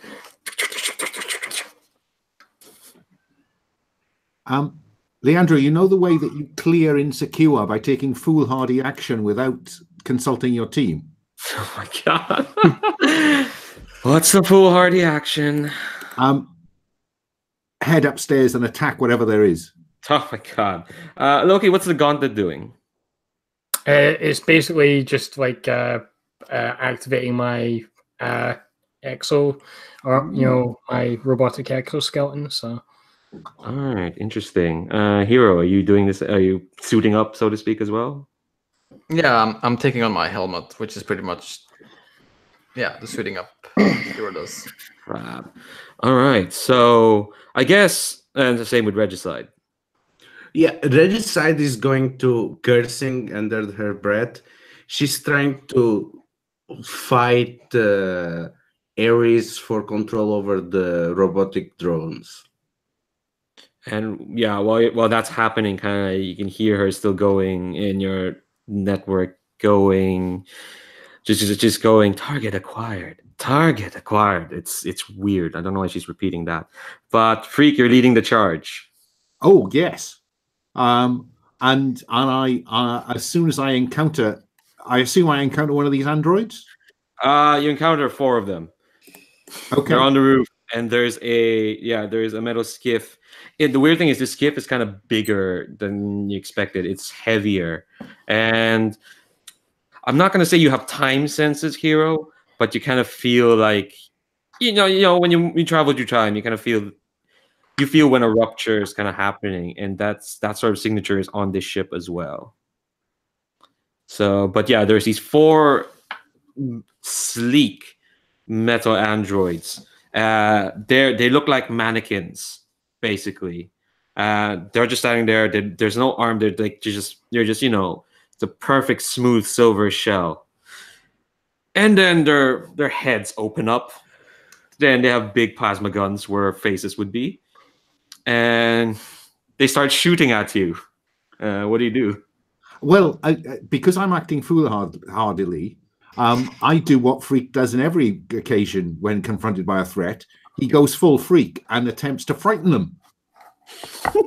You're gonna try to attempt to frighten robots. Okay, all right. I actually want to see this. Roll plus Freak. Okay. Oh, 9. 9 plus 2 is 11. Okay. On 10 plus, choose one. Sorry. On a hit, they are thrown off and make themselves vulnerable to me, or they flee. On a 10 plus, choose one. You frighten others you had not intended to scare. You hurt someone or break something you shouldn't have. You feel like more of a monster afterwards, mark a condition. So I think that, well, you tell me, are they vulnerable to me or do they flee? Well, tell me, what does your freakish nature look like? Well, the nice thing about the nanite swarm is that I can expand it into a skin, in effect. So size goes enormous, talons come out, the huge maw opens, and the nanites at the back of the maw vibrate to roar at them. Ooh, they're kind of thrown off by that. I think when you transformed, their lasers kind of flew around you. So, but they're audibly scanning and regrouping. What's the one you chose? I'm gonna say everyone else is on this roof. Can they see this? I don't know. The other's close enough behind. I don't know. I really don't look behind me. I was asking them. Yeah. No. I guess I'm assuming everyone else is on the roof as well. Or does anyone have any other plans they want to do? Yeah, I was gonna head. Oh, go on. I was gonna head out to the roof. Yeah. Okay, cool. So everyone sees this freakish display with these android robots. Android robots. That's an oxymoron. And yeah, which one do you choose, Freak? I hurt someone or break something I shouldn't have. Yeah, the thing is, no, you choose that, but I'm going to choose what you break. Yeah, absolutely. Yeah. So what happens is, you freak out to your freakish size, but you kind of smash through the skiff, and it's floating around. You think this was good, but it's coming at the rest of it's gonna fall on the rest of the rest of the team, who's kind of behind you, which I've just realized are there. Yeah. Yes. That's embarrassing. Yeah, so the rest of you, there's now this skiff with weird time energy around it, hurtling towards the three of you. I almost said who's going to stand, but that's for misspent youth. That was yesterday's game. On the upside, they are vulnerable. Yes, they're vulnerable at the moment. So the moment I see that, I use my near superhuman abilities to try to clear everyone from the skiff bed. All right, that sounds like you are unleashing your powers because you're reshaping the environment. So you are going to roll plus freak for that. And I get 4. Oh, dear. Oh, dear. Okay, so... Oh, my God. Oh, wait. Should have done this before. You're now fighting a dangerous enemy. Yeah, we'll do that right now so we know if people can help you. So when you get into a fight with a dangerous enemy, and Loki can attest to it, you're fighting a dangerous enemy. When you're into battle against a dangerous foe, I'm going to add 2 to the team pool. So you have 3 team. Team is how you help out. That's the aid and assist. You have to spend a team to do so. Who's the leader? I'm going to assume that's Freak, because they ran out to this. Okay, who's the leader? No one? No one's going to step up? I mean, at this moment, I probably am because I'm first on the scene, but it's not a role it relishes. No. Do you have influence over every teammate? No. All right. Does everyone have the same purpose in the fight? Which is to, I don't know, what's your purpose? Well, I think our purpose is to take these out. I think Cassie's purpose is to get away. Hero? I'm gonna try and reason with Eris and make her stand down. Hero? Yeah, I think it's already clear that we're not on the same page. No. But, yeah. Oh no. If any team member mistrusts the leader or the team, remove a team. I wonder. Sorry, that's a team down. You got caught. You all got caught in this. Is your team ill prepared or off balance? All right, yeah, so that's one team. If you went from 3 to 1, I'm sorry. No, there are moves to generate more team if y'all can do it.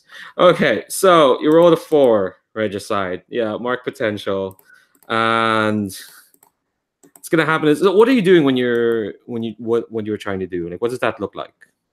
So basically, she starts running around and trying to grab everyone and basically pull all of them, including Freak.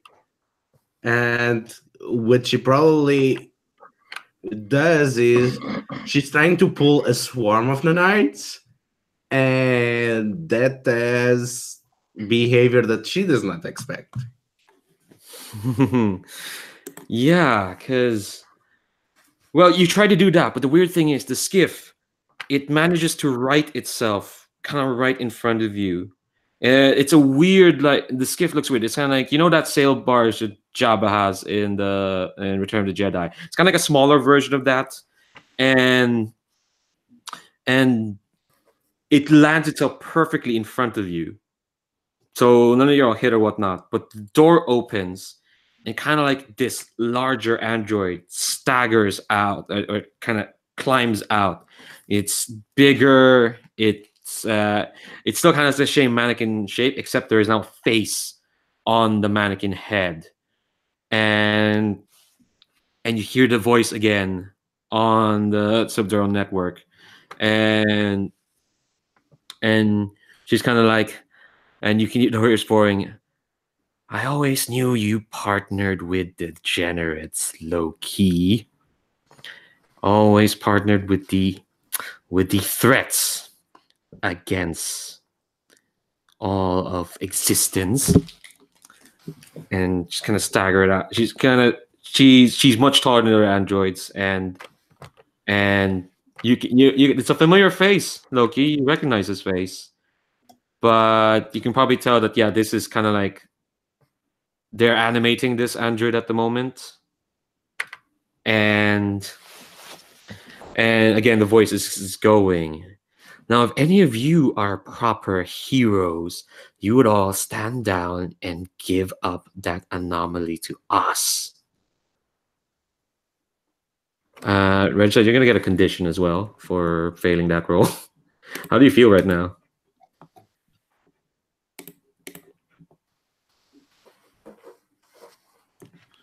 Afraid?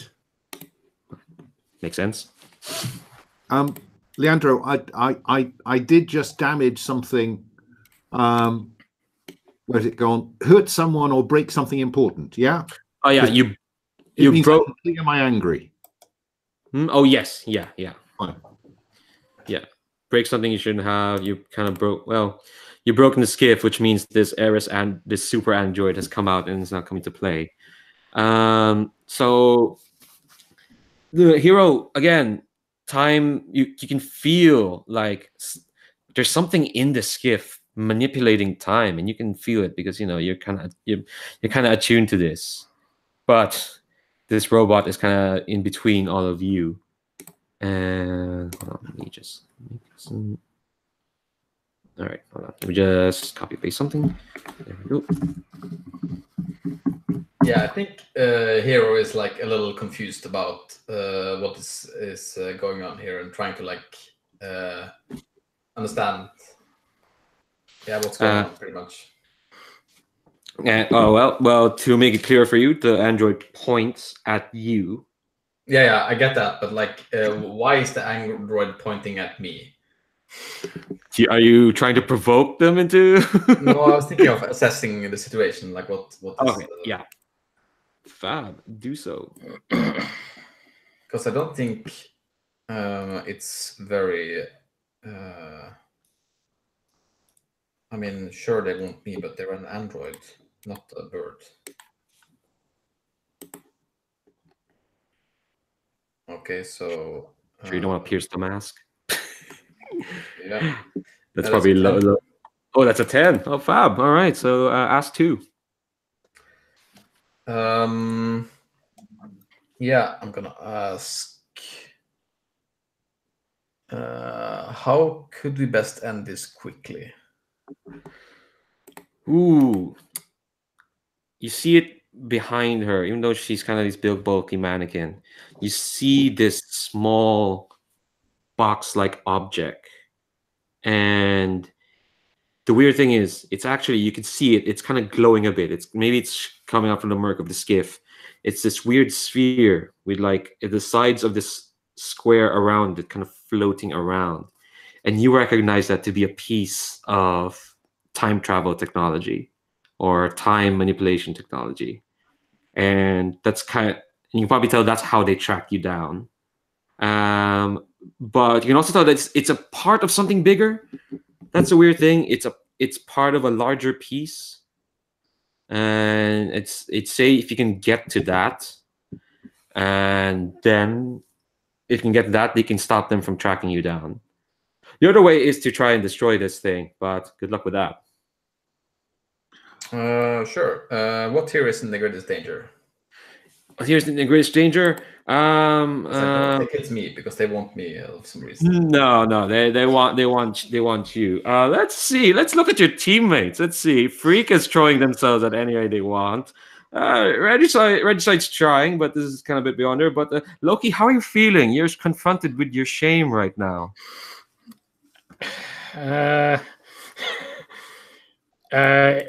Insecure.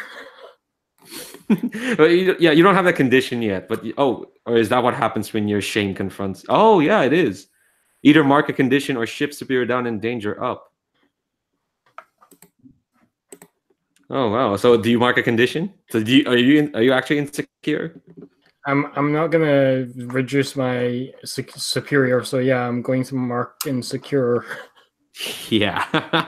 Also, they never lose influence over you. That's interesting because she's kind of like she's pointing at Hero, and the fingers all kind of start detach, and you can tell that these fingers are rifled, and they're pointing at all 4 of you. And she's kind of saying, "Okay, hold on, Loki's going to say something. Eris, stop this." Eris, stop this. Eris, stop that. When has that ever actually worked, Kevin? You're not helping anything. I'm helping the greatest cause there is. I'm helping the stability of everything. This is your problem, Kevin. You've always been hung up by the pointless little lives around you when you can't see the bigger picture. You're just too childish to see what's around. You're just too small-minded. Your mind's not big enough to comprehend it all. And because she has influence over you, she is using it to tell you your place in the world.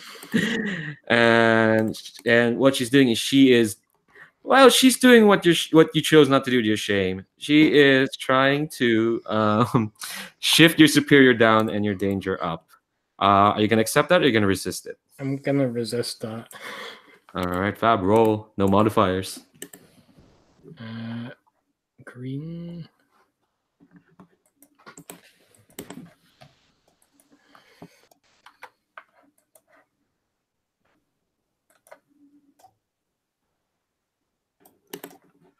Oh dear.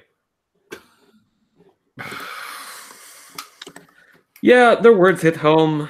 Take a potential, and yeah, mark a condition as well, and I'll adjust your labels. So, what does Loki look when she says that? I think I look angry. Cool. All right. Because, this is my creation, and it's basically telling me that I'm lesser than it. So the the sort of egotistical side of me is like, oh no. All right. So, Freak, you were going to jump in? I was. The nice thing about villains is when they're monologuing, they don't notice other stuff. So she doesn't notice that using this slightly greater control over the nanites now, I begin to wind up a haymaker, increasing the density of the fist, and then wallop! I want to knock her head off. All right, roll. Yeah. That's the Unleash thing. my powers, I think. Yeah. No, it's directly engage a threat. Oh, fine. Oh, yeah. That's okay. You're directly engaging this. So plus danger. Yes. Unless you're not engaging in a terrifying manner, you're punching her. So okay. 10 plus 2 is 12. Jesus Christ. Well, actually, no, I can't even complain because there has been some failures. A friend of mine. Oh yeah. Oh, you're friends with Loki. All right. Okay, I see. Well, I am now. All right. So choose two. Want to hit trade blows. Oh yeah, you can do that. So, do I take a powerful blow or does she? You'll have to help me. You're going to choose from this 4 here. Okay. Resist or avoid their blows. Take something from them. Create an opportunity, or impress, surprise, or frighten the opposition. I think I'd like to take her head from her. Okay. What's the other one? You get pick 2. And see it skittering across the roof and over the edge. Ooh. And then I'd like to impress, surprise, or frighten the opposition. So I'm hoping that the other androids just look on open-faced. The thing, you should have picked resist or trade blows because resist. Well, that's the thing. If you don't pick that, then I get a chance to do that. So, all right. So you punch this Aerospot's head off as she's breaking Loki down, and yet the head is skittering off. But what kind of happens immediately is you hear this, I would say, horrific screech as the opposition has kind of, I think they know this now that you're the one who's been actively trying to engage with them. And what's going to happen is this larger bot, it grabs you. It's still, you punch her head off, but it's still active. So the fingers kind of resolve around and it grabs you at your neck. And you're just squeezing as all their attention's now on you. Even the other bots, they kind of move in a circle around you. And one of the bots, a face forms on them. And she's kind of like, typical, always so single-minded, always delivering the punches. Well, see if you can take this. And you're gonna take a powerful blow. Okay. So you are gonna roll plus conditions mark. Now, because I'm not my body, when I take a physical blow, you may roll as if you had 2 fewer conditions marked. So I'm assuming I roll 2 dice minus 2. As if. Oh yeah. Okay. All right. Okay. Oh, that's good. Yeah. Okay. I'll see how that goes. So that's 8 minus 2 is 6. Nice. So mark condition. How do you weather the blow? Because what happens is kind of like the three other androids are gonna pour their lasers point blank into you. Mhm. How do you weather that? Well, I mean, the nice thing about the nanites is that they're simply going to go reflective. All right, all right. Oh Jesus. Okay. All right. So, hold on. I'm trying to look at my sheets here. So they're gonna bounce against your reflection, and the lasers kind of scatter around. The androids are kind of pushed back. The thing is, they're kind of. How do you feel about unleash my powers to focus them back on them? Ooh. I'm just gonna let that happen. I think it's just there. You don't have to like direct it. But a thing that's also gonna happen is the laser kind of bounces off the skiff and it kind of pushes it. It bounces at the skiff and kind of smashes it, and it's pushing it off. It's kind of pushing it off the roof. Regicide, what are you doing as all this is happening? There's an arrow's head. What? As Freak is doing a great job in keeping her attention, she realized that nobody's paying attention to her, so she starts to concentrate on the interface between her and the robots, and she tries to seize control of their head and move all of the plasma gun heads towards Ares to issue an ultimatum. Oh, okay. So that sounds like, again, unleashing your powers. Again, trying to reshape it. So roll plus freak.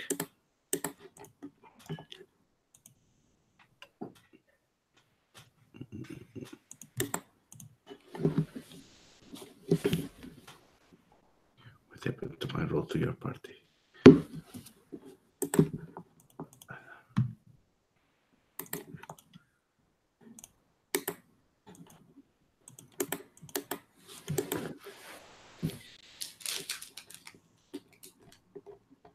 Six. Oh, you have one team. I guess Overall. we use the team to get the 7. Yeah, who wants to help the Regicide out? Hero, you want to help out Regicide trying to take control of this? Nah, I don't support this behavior. Okay. You don't support hacking? All right. Loki. We might have lost Robert for a bit there. All right. Okay. So we're not gonna wait. We're just gonna let this failure stand.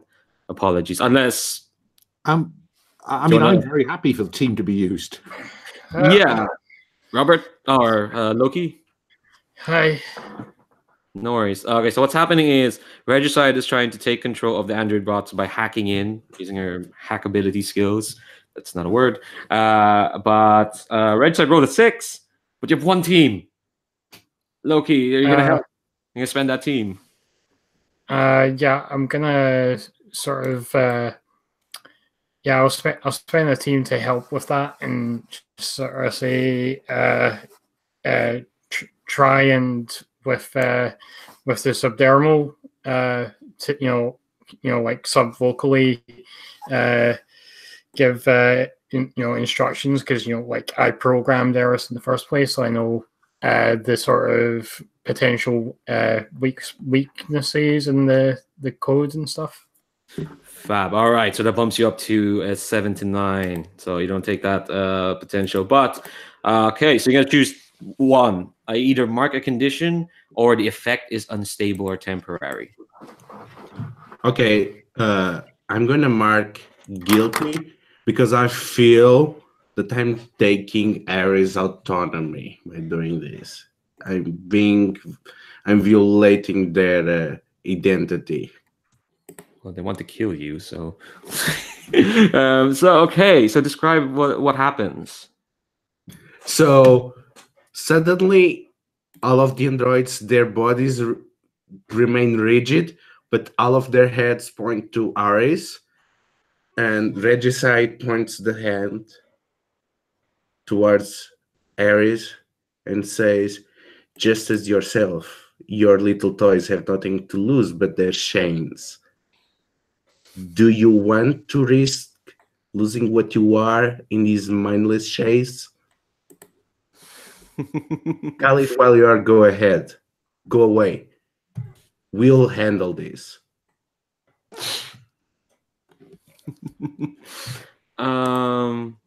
So you're pointing us at the giant aerospot, right? Who lost their head. Okay. So what's gonna happen is, well, one of the other smaller aerospots kind of like, so what are you trying to say to her? You're threatening her with absolute disillusion?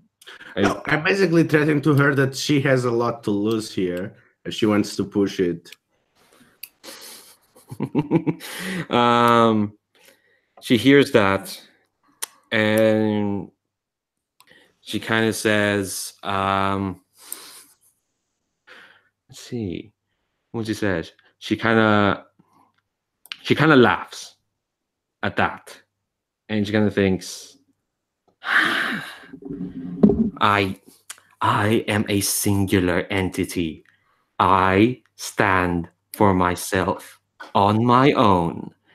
I have nothing to lose, unlike the rest of you. And she's trying to fight back control over you, but you have control for now.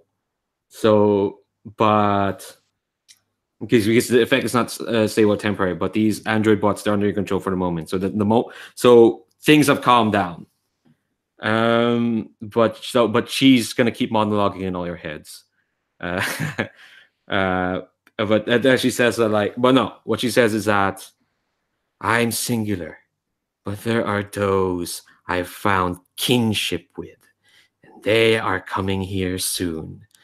They wish to keep all of existence intact, the most noble of goals. And if you children can't see that, then you are all lost. I love existence. That's where I keep all my stuff. What makes you think we don't want to keep existing? Then what? Oh, go on, Hero. I think because my power is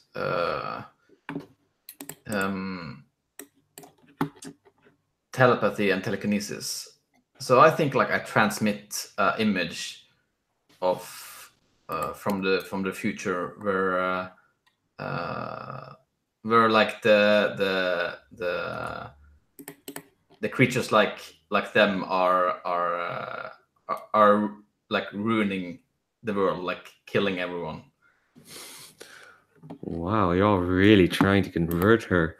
All right. It's not a specific move, is it? It's more of an. Are you unleashing your powers, you think? Yes, I wish I was an adult. Yeah, I guess. Well, I guess I am provoking them. Oh, okay. All right. I mean, susceptible to say what you're trying to get them to do. All right. Roll plus superior. Yeah.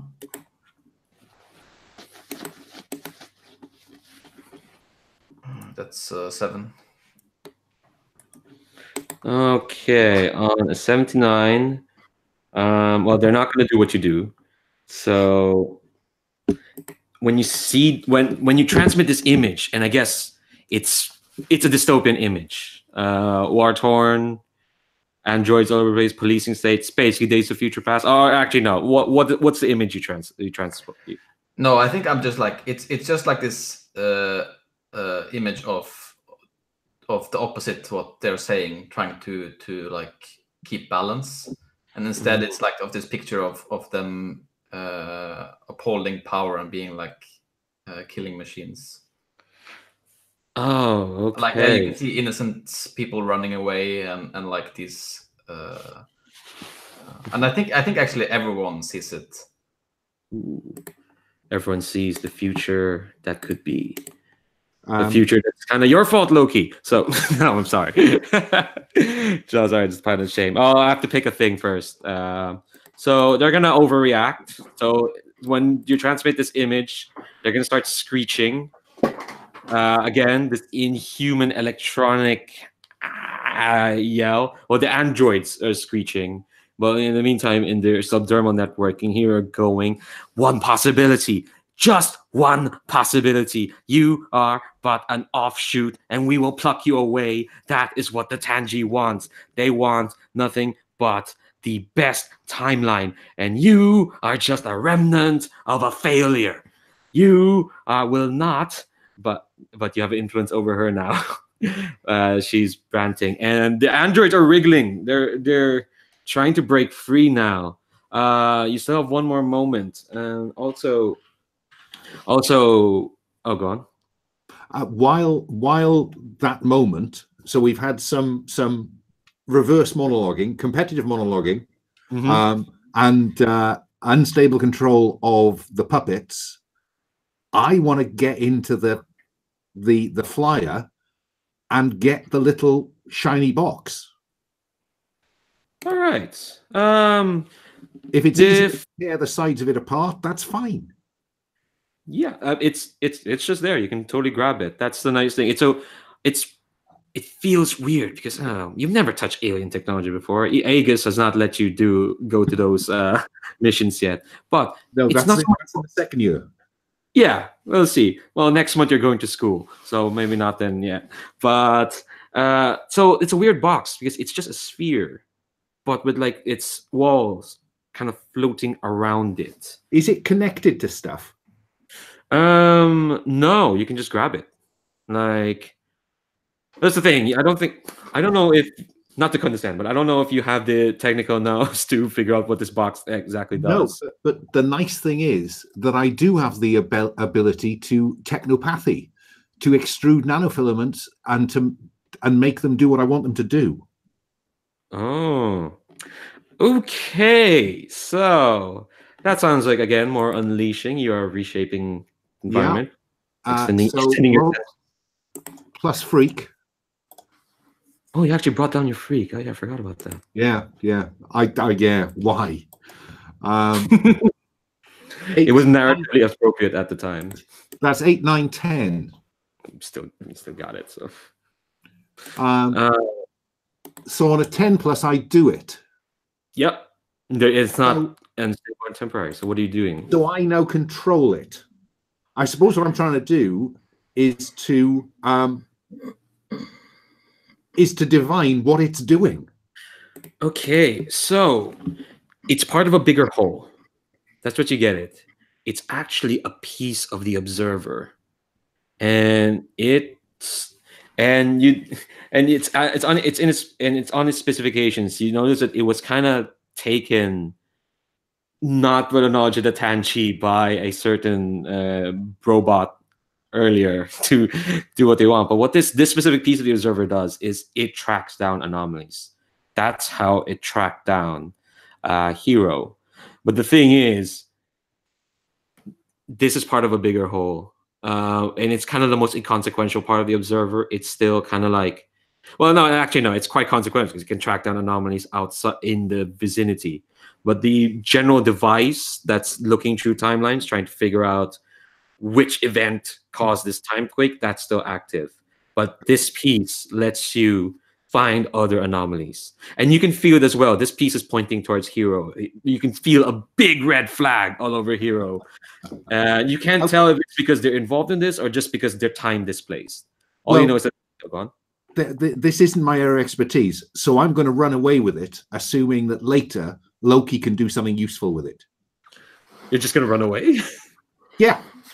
Right now, while everyone's having emotional reverse monologues at each other. Well, because I don't know how else we bring this to a resolution. I think that this is an interesting bit of kit, and I think it's better with us than with them. Makes sense. So with a loud shout of "Split, guys!" I leap off the side of the building and take my chances. Okay, we'll cut to that. We'll figure out how that resolves later. Too bad there's no runaway move. Oh, there we go. It's a Gauntlet Games. That's reference Monster Hearts. Okay, back to the trifecta going on. Loki, Eris is freaking out at this image that you all have seen. of her standing on the corpses of others to build this new world, and she's shouting at Hero. She's quite angry at him, and the androids are doing this thing that you don't recognize. You don't remember building this to Eris, but they just kind of start shifting into each other. And as kind of like more of them shift into each other, they're kind of like they're melting in each other, but very rapidly. They're getting bigger and bigger. They're starting to look more like the larger bot. And the mannequin face is starting to form her face, and it's screaming. It's just still yelling. Loki, what do you do? I'd like to. I need to try and figure out. I'm just gonna tap onto the keyboard interface that I've got and try and analyze, what they're doing, and you're piercing the mask. That is the figure out what the person wants to do, and you're trying to read. Okay, yeah. Call it piercing the mask. All right, so you are gonna roll mundane. Actually, let me do the conditions. You're fine. You're not. Oh wait, no, yeah, you're angry. So that's sorry. That's a -2. No. Okay. Reroll selected. So it's 9 - 2 is a 7. All right. So okay. So it still hits. So you can ask one question. Pierce mask.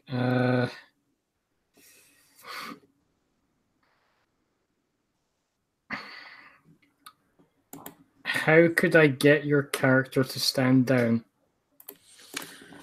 Oh, that's tough. She's not in a good mood. How do you get her to stand down? I think if you keep pressing on the disc tack, she's quite erratic at the moment. And you can probably tell, well, Freak didn't tell you this, but you can tell because she kind of absconded with this PC server. She's quite erratic at the moment. Despite her claims that she's figured this all out, she's younger than you. No, she fucking hasn't. So if you keep going this tack, you keep bamboozling her, just trying to get her to overwhelm her, basically. Because the thing is, she's a creature of logic. But the thing is, logic isn't logical. That's a stupid statement, but I believe it to be true. But if you keep just giving her, if you keep going this tack, just tell her, just keep trying to confuse her. She is just gonna be bamboozled by all this. Just because it's one possibility among many doesn't mean you can disregard it. I'm not disregarding it. I'm trying to get away from it. I'm trying to build a better world. I'm not an idiot, Kevin. I know what all these stories go up to, but that's not going to happen with me. That's not going to happen. They, and they're pointing at Hero, they are just one possibility of many, and to get rid of possibilities, we have to get rid of them. But the robot that's forming, they're kind of shaking. Your Hero is here to prevent the possibility that he is showing you. If you get rid of him, you're preventing him from changing things for the better. It's not the best way to get rid of weeds is to uproot them. If they're here, they could very well bring about the future that they are trying to stop. They could very well bring about chaos and destruction. Better to eliminate rather than cultivate. Better to delete rather than to add. And if you keep on deleting and eradicating, then eventually all that you're going to be left with is a blasted wasteland like the one he's showing you. Oh man, is anyone else going to add to this? Well, am I picking this up on the voice boxes? I'm kind of thinking this is kind of happening while you're pawing over the observer. So this is before you say, "Let's split, guys." Okay. Okay. So anyone else gonna add on this pile in? So, by that same logic, we should delete you, but we will never do that because we believe you can change. So, if you believe Hero can prove that, then it makes sense that we believe in you. So, if you believe in the best for yourself, you should believe in the best for Hero. Yeah, and I think at that, like I say with my voice, you can change. You are not always like that. Oh shit. Is this I'm seeing this move. Is this the one you're pushing yourself to remember a version of someone that exists in your future, or? Yeah, let's do that. Sounds like fun. Roll plus memories. How many memories? How many memories do you start with?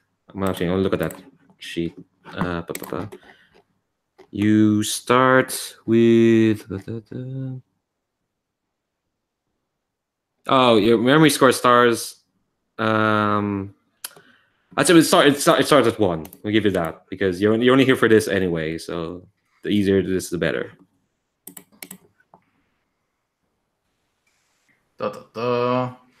It's 8. 8. All right. You connect who they are to who they are now to who they are in the future. Choose the role they fulfill in the future, and the GM will tell you about their future. So the roles. They are monster, traitor, corruptor, martyr, architect, or leader. Which one is Eris? I think monster. Is that what you want to show her in this moment? Okay. Yeah, I mean, I it's still the same thing. Like they were that. Yeah, in that future, they are. And that's what I want to show them. I think that was also what I was trying to show them before, and I think I'm trying to get them to understand. Yes, this is actually how you were in this future. I think, yeah, their future. It is. Yeah, it is. It is what they are, and you show more of that. And I think, yeah, it's starting to overwhelm her. She's becoming more and more horrified, and I think she's kind of saying, but she's kind of saying, change doesn't start that small. You can't change a singular to save a whole. That's not possible. That's just not how it works. But the thing is, she's not doing anything. She's trying to monologue her way out of this, but she's confused. She's distracted. And I think that's when Freak says, "Guys, let's split," and they run off. They run off with the observer thing. What do y'all do? Eris is not going to come after you because she's kind of confused. I'm gonna run. Okay. Hero. I think Hero like walks up to her actually, and like. I think I don't know if she lets him, but he like puts his hand on her head that was rolling about somewhere, or I don't know, her body, I guess, because that's what's. Yeah, she's moved on to another body.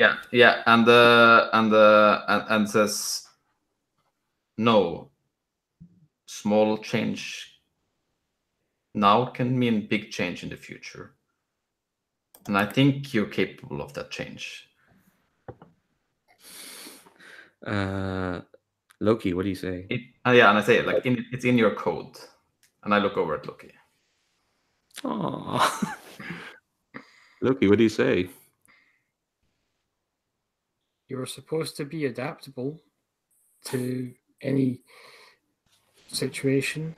You're supposed to be able to see the potential outcomes and be able to come up with solutions for them.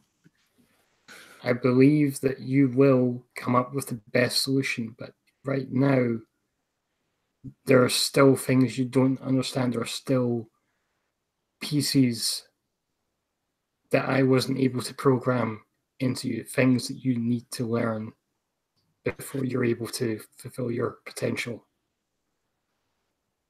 She kind of looks at you, and you can see her face, which is like, I've not described yet. It's like a lot of like segmented like square plates that are morphing around to have this like, yeah, this female face. She kind of looks at you, and you can see it's weirdly lifelike, and it's looking at you, the two of you, doubtfully.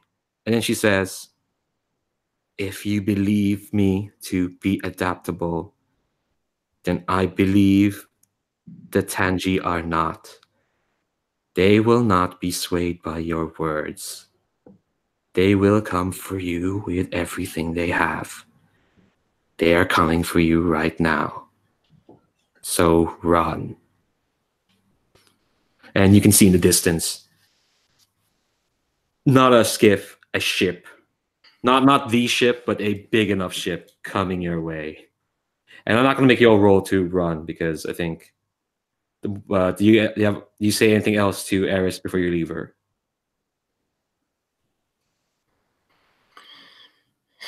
Okay. So, all right. So I guess you'll run away, and I think because we'll wrap this up soon enough. I think y'all get to a new safe house. I think which one's the safe house one? Which cloaks gets you to a new safe house. We'll say it's like again, it's probably somewhere in the ruins. It's a ruined bowling alley. I don't know. How are y'all feeling with being in a bowling alley? And I don't know. Do you want something more whimsical? Yeah, I think also to clarify, Ludo. Yeah, I think running. You're running away from more Tangee. You can clear a afraid, sure. I like a bowling alley. I just want the machines at the bottom of the aisles to be constantly turning over. You really want to do that when you're trying to hide from people. That's fair. Okay, so let's say you all meet up back at this bowling alley. Hero, you notice that Freak has the observer, the piece.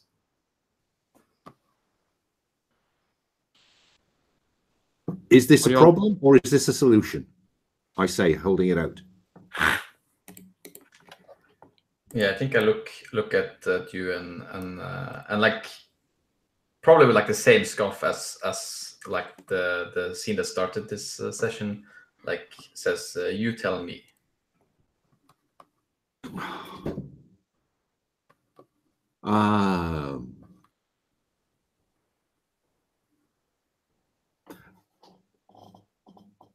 Can I just check, Mikkel? You're not. Are you in any of the rest of this series? How do you want to finish this session? Do you want to go home? Sure. Because I'm wondering if I could unleash my powers and make this work to create a portal home. I'm not going to make you roll for it because I like that. So I think you're just going to do it.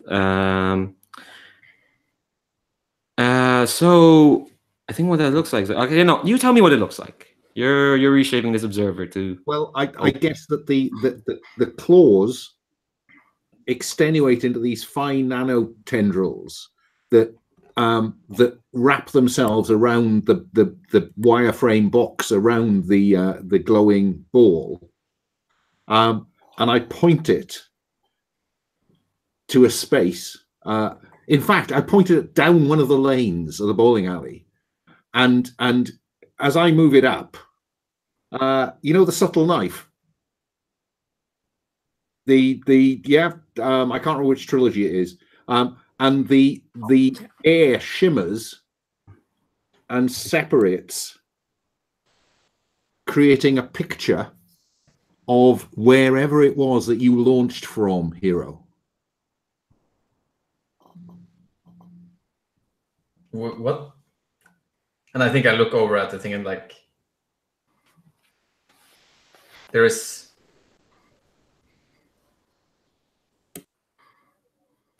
Oh. And I think I look over at Freak, and I say, you know,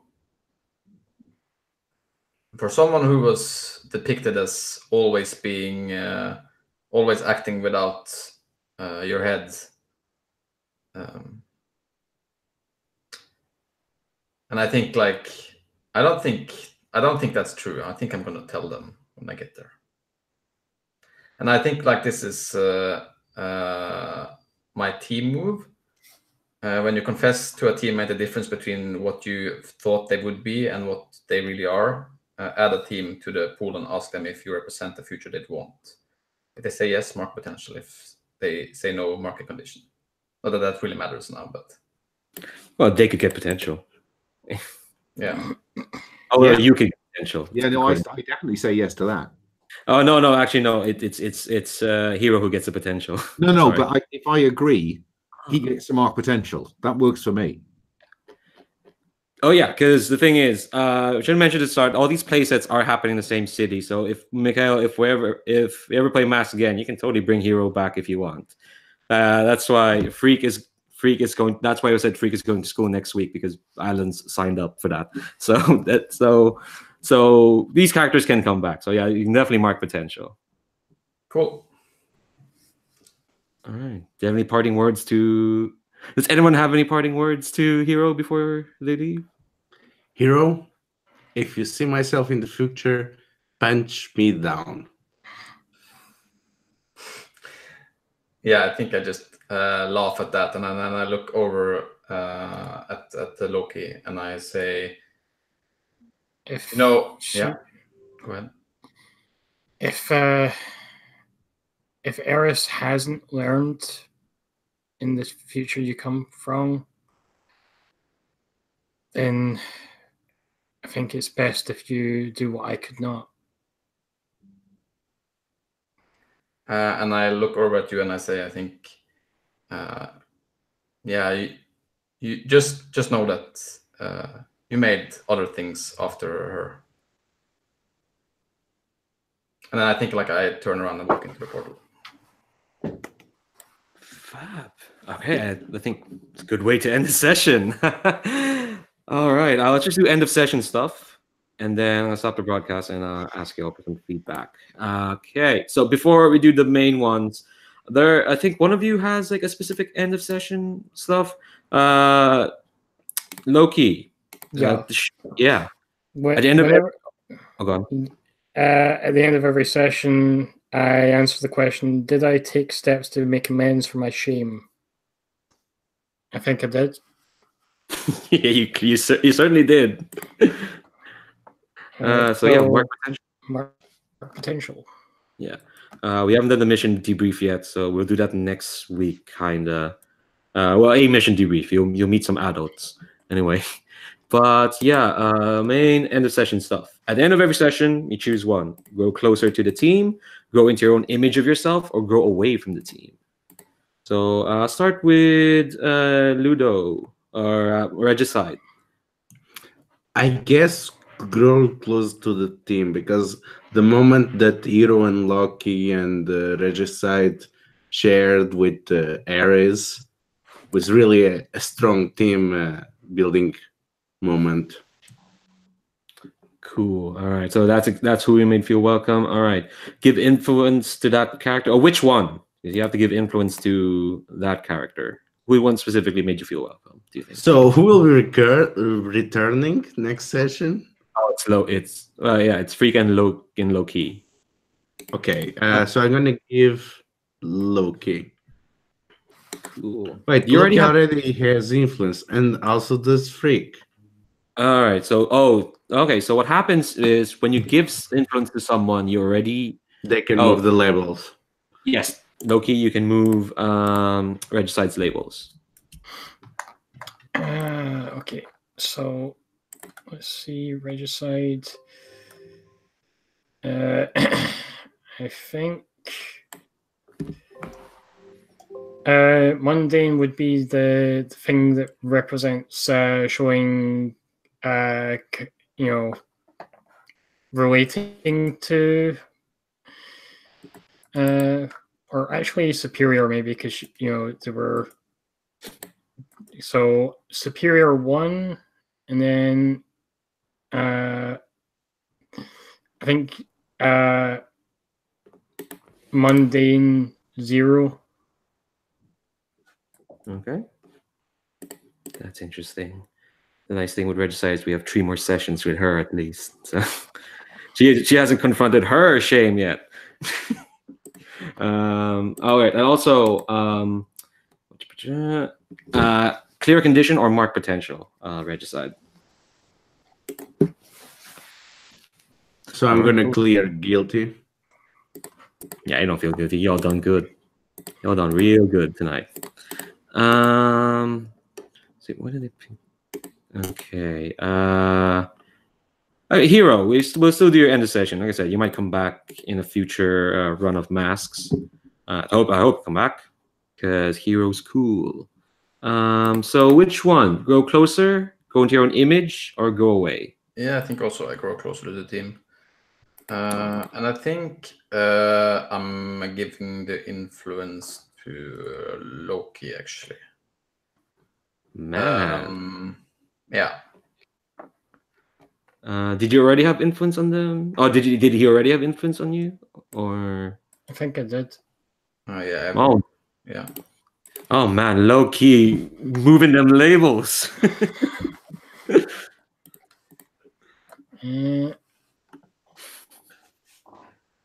All this responsibility.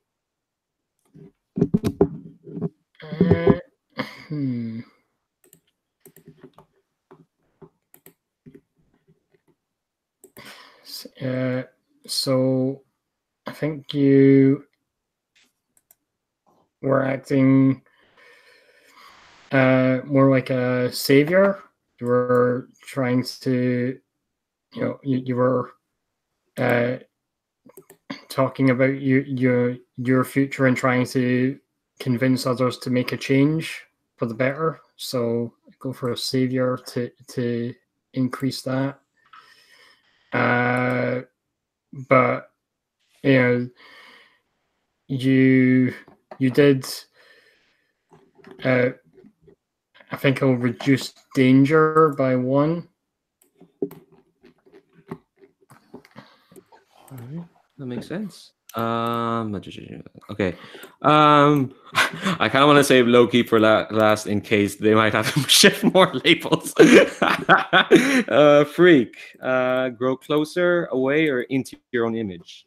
I think that I was initially very concerned about the team, but I think at the end I've grown closer to them. It's fab. Who made you feel welcome? That's a tricky question. Yeah. I think probably Regicide. Ooh. How so? I just think that I think Freak finds Loki a little bit too intellectual, too up here, whereas Regicide, I think, is more pragmatic and practical. Yeah, I think what happens, you weren't there for that trio of monologues on Eris. You were busy poking around the skit. You didn't get to see Loki's softer side. No, all right. But Regicide already has influence on you, so Ludo, you get to shift Freak's labels.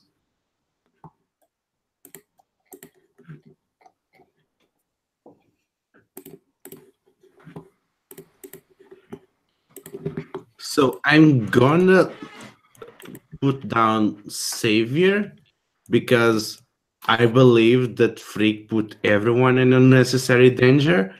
And I'm gonna increase Superior because I come to believe that he's actually smarter than he looks. He put everyone in danger, but y'all got out of it fine, and you even got because he was following a plan that he put everyone in danger by not sharing, but the plan worked. So he clearly uses the 2 neurons that he has.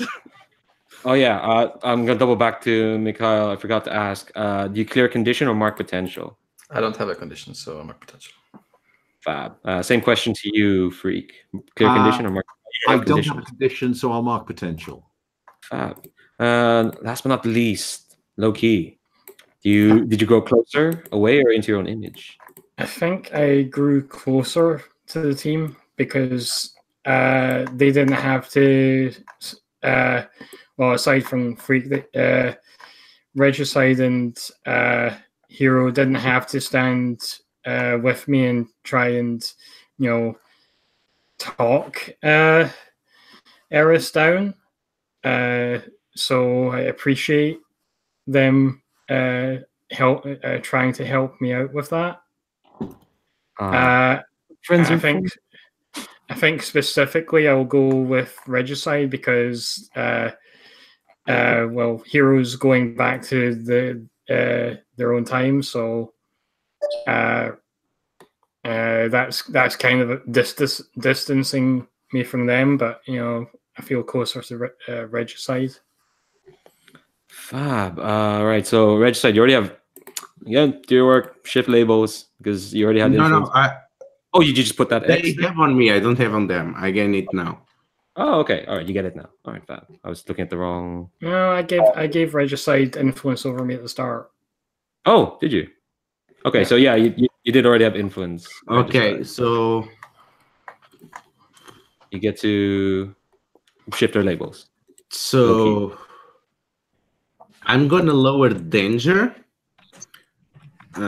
because it seems that I came to believe that Ares is less dangerous than what one would expect, and then increase superior because turns out he actually built a pretty good machine, all things considered. Yeah, I just need a few more. Just need a bit more work. We'll get there. We'll work on that. Yeah. So I love it when everyone grows closer to the team. It just makes me feel warm. Yeah, that's it for this session of Masks Iron Red Soldiers. So we'll say goodbye to Mikhail. Sadly, we'll see Hero in appropriate enough in the future, hopefully. But for next week, the Low Key and Regicide and Freakers will be here. You're gonna be joined by a new hero played by Louise. So watch out for that next week. I'm gonna stop the broadcast here. Say goodbye to YouTube. Bye, YouTube. Bye-bye. Bye, YouTube.